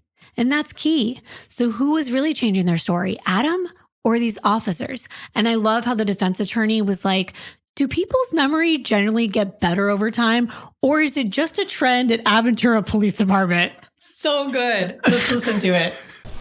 Usually you're supposed to write reports as soon as possible after the events have transpired. Would you agree with that? Usually, yes. Well, as soon as possible, because obviously the events are freshest in your mind, That's correct, yes. all right? And if you took any notes, they would be accessible and available for you to refresh your recollection as to what you're writing in a police report. Yes. And as we talked earlier today, a police report is important because, like today, when you come to testify and you need to remember exactly what you wrote at the time, you refer to it to refresh your recollection, correct? That's correct. Because memory and recollection doesn't get better with time, does it? For a normal human being, Yes. it would depend on the human being. Okay, well, does your recollection get better with time? With some things, it does. Really? Yeah. With your police cases, it does too. Not always, no. Okay, is there a trend, do you think, in the Aventura Police Department where memory is getting better as the years go by? Objection, Judge. It's laughable because we know that memories get worse. That's why it's crucial to write things down in the moment. I just love moments like these where the defense really tears apart the prosecution's case and they impeach the witnesses. Me too, and this brings us to Detective Howell, the former crime scene technician. Remember we said one theory of why Angulo was able to spin his narrative was that he was able to get Howell to either disregard, to throw away evidence so it was never tested, or she would even lie. Well, she indeed never collected the magazines that were inside the rack because she was told by Angulo not to. Let's listen to that. And it was Detective Angulo who told you not to take those magazines into custody, isn't that right? Correct. It was Detective Angulo who discarded those magazines, is that right? They were not discarded, sir. They were left there on scene because they were not needed as evidence. Well, did you see what Detective Angulo did with them? You have that pinpoint memory today in 2012 when you had a vague recollection This before. was just collected. I'm sorry, ma'am, I can't hear you. No, sir. No, sir. No. Okay. So you don't know what Detective Angulo did with them, do you? From your own personal knowledge? No, sir. Okay. You just know that Detective Angulo told you not to take those magazines into custody, is that right? Yes, sir. Okay. And despite the fact that there's clearly a contact mark here, you can see that, right? That did not look like that when I was in front of it. Like I said, if it would have had any type of discoloration on the wall, any type of blood, if it was wet, that piece of wall would have been taken out. Ma'am, but the fact of the matter is that it was there at the time and you simply didn't test it, isn't that right? No, sir. And on top of the magazines here, which were discarded, there was also either bloody sputum or spray tan transfer or other organic material that you never even tested, isn't that right? No, sir. Well, did you test the tops of the magazines? There was nothing. No, I didn't ask that question. I asked you if you swabbed or tested the tops of the magazines. You did not? No, sir. It's critical that the jury is able to see the magazine rack the way it was. When it's empty, it's not a hard surface. When it's full, it's different. So the prosecution had a Howell showing this to the jury without any of the magazines, and the defense argued that this was an incomplete piece of evidence, and it truly is. On cross-examination, she was forced to admit that it actually looked like there was pink fluid on the edges of the magazines, which was consistent with the sputum from Lina's mouth and the spray tan streak. Remember that on the wall? Well, she said, "Oh, I didn't see that." And it was never tested. A streak that could prove that Lina fell and her body hit that wall. Let's listen. You clearly see a mark against the wall, a contact mark, don't you? It looks like discoloration from this picture. Yeah. And you didn't you didn't test that at all, did you? If it looked like that when I was standing in front of it, I would have cut that whole piece of wall out. You missed it, didn't you? No, sir. And despite the fact that there's clearly a contact mark here, you can see that, right? That did not look like that when I was in front of it. Like I said, if it would have had any type of discoloration on the wall, any type of blood, if it was wet, that piece of wall would have been taken out. Ma'am, but the fact of the matter is that it was there at the time and you simply didn't test it, isn't that right? No, sir. Did you swab or test the side of the wall here? No, sir, because there was nothing of evidentiary value on that. Okay, so what is showing in this picture here, which is taken by your department, is that right? Yes. What is showing in this picture wasn't there at the time.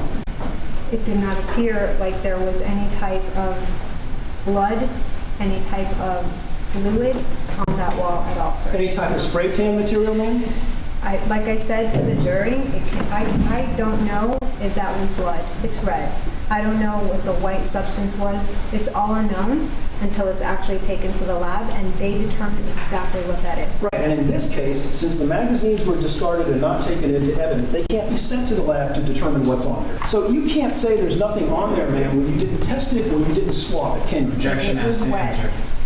Not only that, Angulo told her not to collect the sheets on the bed or the pillowcases from Lina's bed, which showed evidence of spray tan residue that would further showcase the ability for it to transfer easily. And I know how easily it transfers, so that would have been crucial in this case. But what's even more important was the relationship between Howell and Angulo. On cross-examination, the defense attorney asked Howell if she was friends with Angulo, if they hung out outside of work. And she claimed he is just a coworker and that any contact had always been professional. Well, this bombshell was uncovered later when the defense pressed her further. We'll let you witness it for yourself, and then we'll come back to comment. You're friends with Detective Angulo? I'm a coworker of his, yes. You work with him in a small police department, is that right? Yes, sir. You socialize with him? He's a coworker, yes, like You I do with socialize with others. him, ma'am? Yes. You visited the Aventura Mall off-duty with him? I was working. I don't frequent any places other than when I'm working with my coworkers. When you've been off-duty, you've socialized with Detective Angulo? No, sir. No? Well, let me ask you this. You've discussed this case with him, haven't you? Absolutely. Well, he was a lead investigator on the scene. You've discussed this case with him many times, haven't you? Like I would with anybody else, or yes, that I work with, yes. Ma'am, I asked you specifically yesterday about your relationship with Detective Angulo. Do you recall that? Yes, sir. And when you testified here, you lied under oath, didn't you, ma'am? No, I did not, sir. You said that all he was a colleague, isn't that right? I said he was a coworker and a friend. You said what was a relationship, and a relationship can have different meanings. You were not specific. Isn't it true, ma'am, that you previously had an intimate sexual relationship with Detective Angulo? No, sir. I'm sorry? No. Isn't it true that you previously had an intimate relationship with Detective Angulo? No, sir. Your Honor, can we come sidebar, please? Sure. Ask you again. You're married, right? I am married and I have 3 kids. Okay, could I ask you? My job is important to me, and it Ma'am, has can I ask you a not. question then, please? No, this is very important, sir, I because this understand is that. my life here, And okay? it's- ma'am, it's My testimony here about what I did on the crime scene that day, I have never had any issues the whole entire 10-plus years that I've worked for the City of Your Honor, Aventura Police Your Honor, Department. I would request the court to admonish the witness to answer the question. Answer the questions to the best of your ability. Simple question, ma'am. Are you married? Yes. Did you have an affair with Detective Angulo? Yes, and my husband is well aware of it, sir, and I am happily married, and I don't have any issues with that any longer. Ma'am, when I questioned you on the stand yesterday when you were under oath, Yes. after under oath, you failed to disclose that in answering my question. Because you didn't Ma'am, ask could I me finish that. my question, please, Your Honor? Could I ask you to ask the witness to let me finish my question before she... Finish before you answer. Ma'am, if you could, answer my questions, please, okay? You've already testified that despite what you said yesterday, you had an affair with Detective Angulo. Is that right? Objection, asked and answered. Overruled, Ali. Is that right, ma'am? Yes. And that is different and contrary to what you testified yesterday, isn't it, ma'am? That's not what you asked me, sir. Answered. Overruled. And when you took the stand yesterday, you swore to tell the truth and the whole truth, isn't that right? And I did. You knew you had misrepresented your relationship to this jury on the stand under oath. Isn't that true, ma'am? It Yes or wasn't no? part of the case. Yes or no, ma'am? Is that true? Objection, asked and answered. She has not answered the question. Your Honor. Overruled. Yes or no, ma'am? Is that true? Yes. Thank you. Anything further? No objection. Okay, thank you very much, Miss. You may be excused. Thank you very much.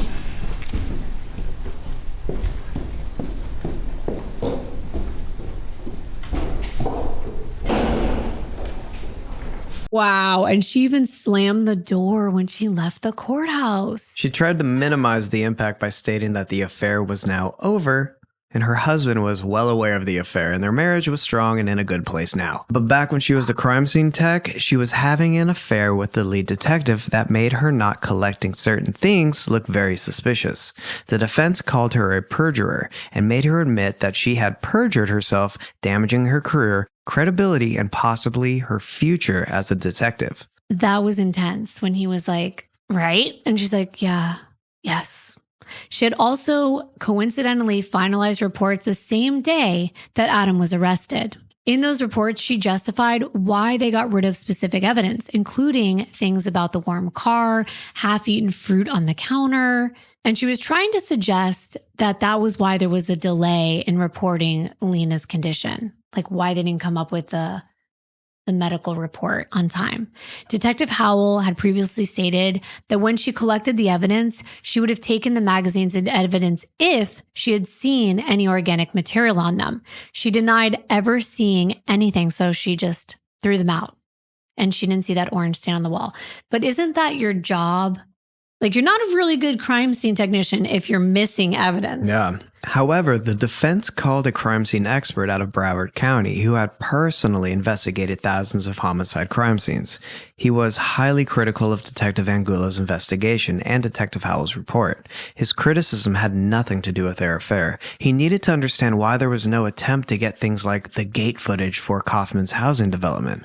The defense obtained it, showing that Adam came home early in the evening and left the residence again the following day in the ambulance. He was also critical that Detective Angulo couldn't get the names of the witnesses right, and never made attempts to make anyone on scene aware that Seth and Adam were identical twins. Right. And it would be so easy. That was the first thing I thought of is like, wait, this is a gated community. Why can't they just know what car came in and out? Why would you go all the way to trial and say, oh, the car was warm? Oh, but the cameras showed he never drove in. Like, that would be the first thing you would look for. Seth Kaufman ended up testifying on Adam's behalf and told the jury, I ran upstairs and the first thing I saw was Adam completely hysterical. Then Seth admitted that he was fully dressed when driving to Adam's home. When it came to the heart condition, the doctor for the prosecution described it as a scar on the heart that was no more than a width on the top of a writing pen. There was a small cluster of abnormal cells that created scarring in her heart. He assured the jury that this didn't cause Lina's death. He said he didn't know what caused it or how long it was there. but he declared it healed and that Lina died with this scar on her heart, and not because of the scar on her heart. His assertion was that the scar did not change the effect that Lina actually died from asphyxiation. The physics expert said that from a scientific certainty, it would be impossible for the pressure from falling over onto a magazine rack or a toilet seat to cause the injuries to Lina's neck, which ultimately led her to her death. The problem was the defense was able to discount the physics expert and his theories and have them looked at as junk science by a paid expert who will regurgitate whatever science he is paid to tell.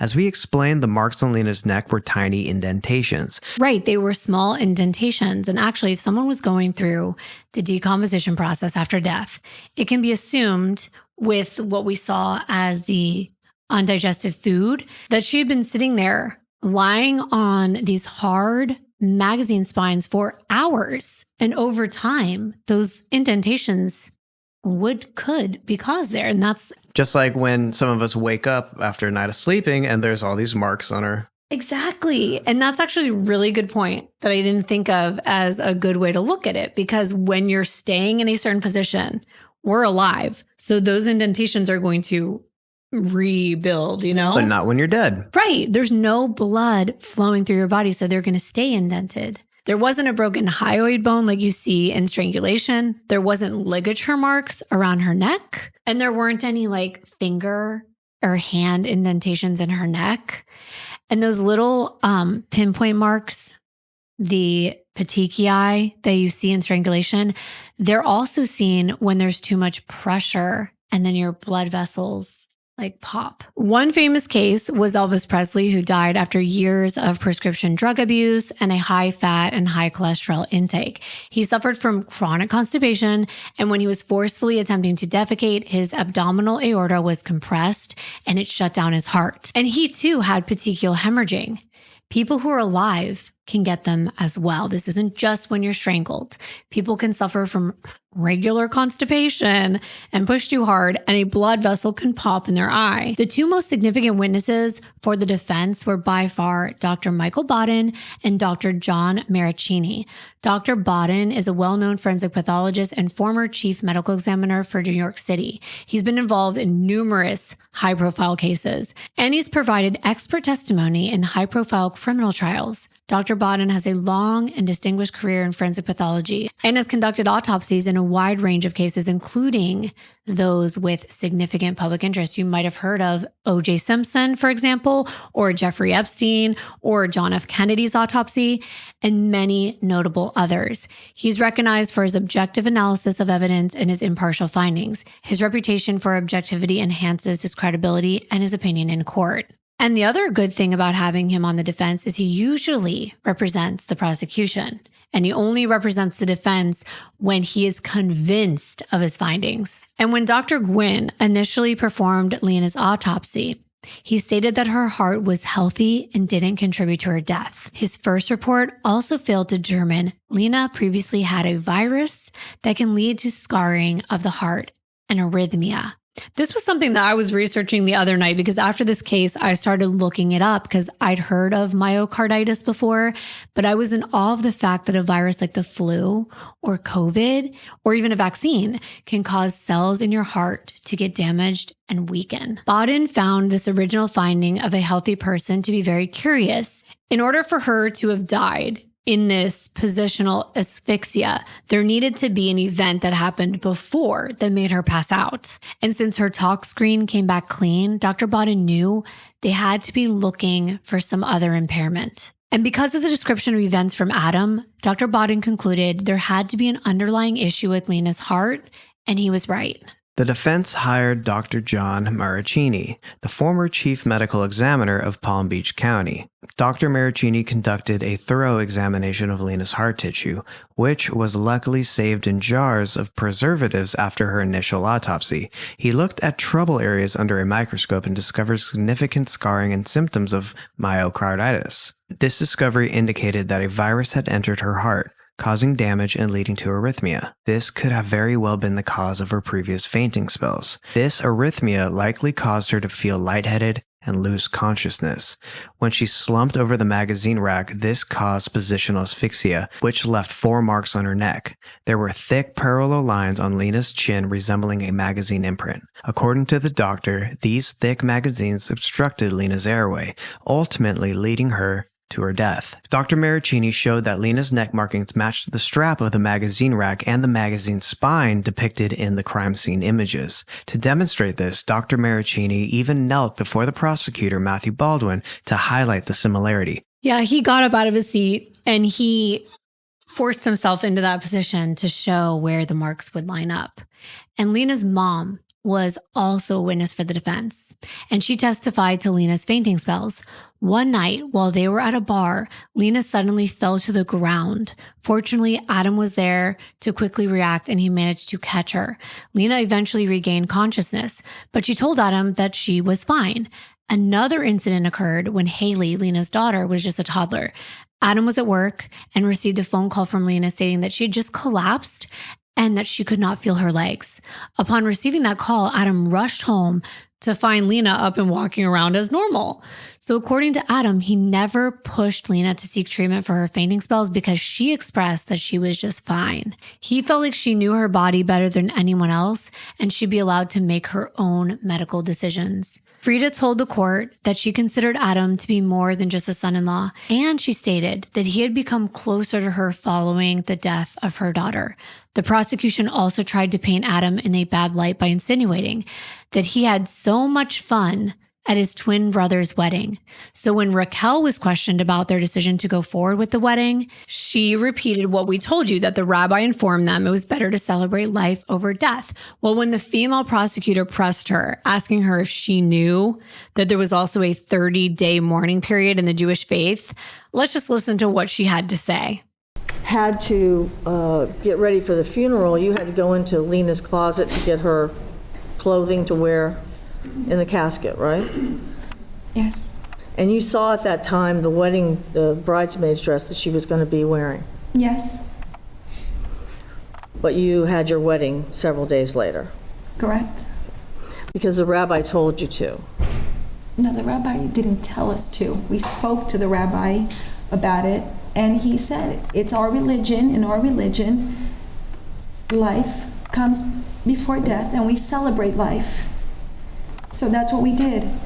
In my wedding, we celebrated her life.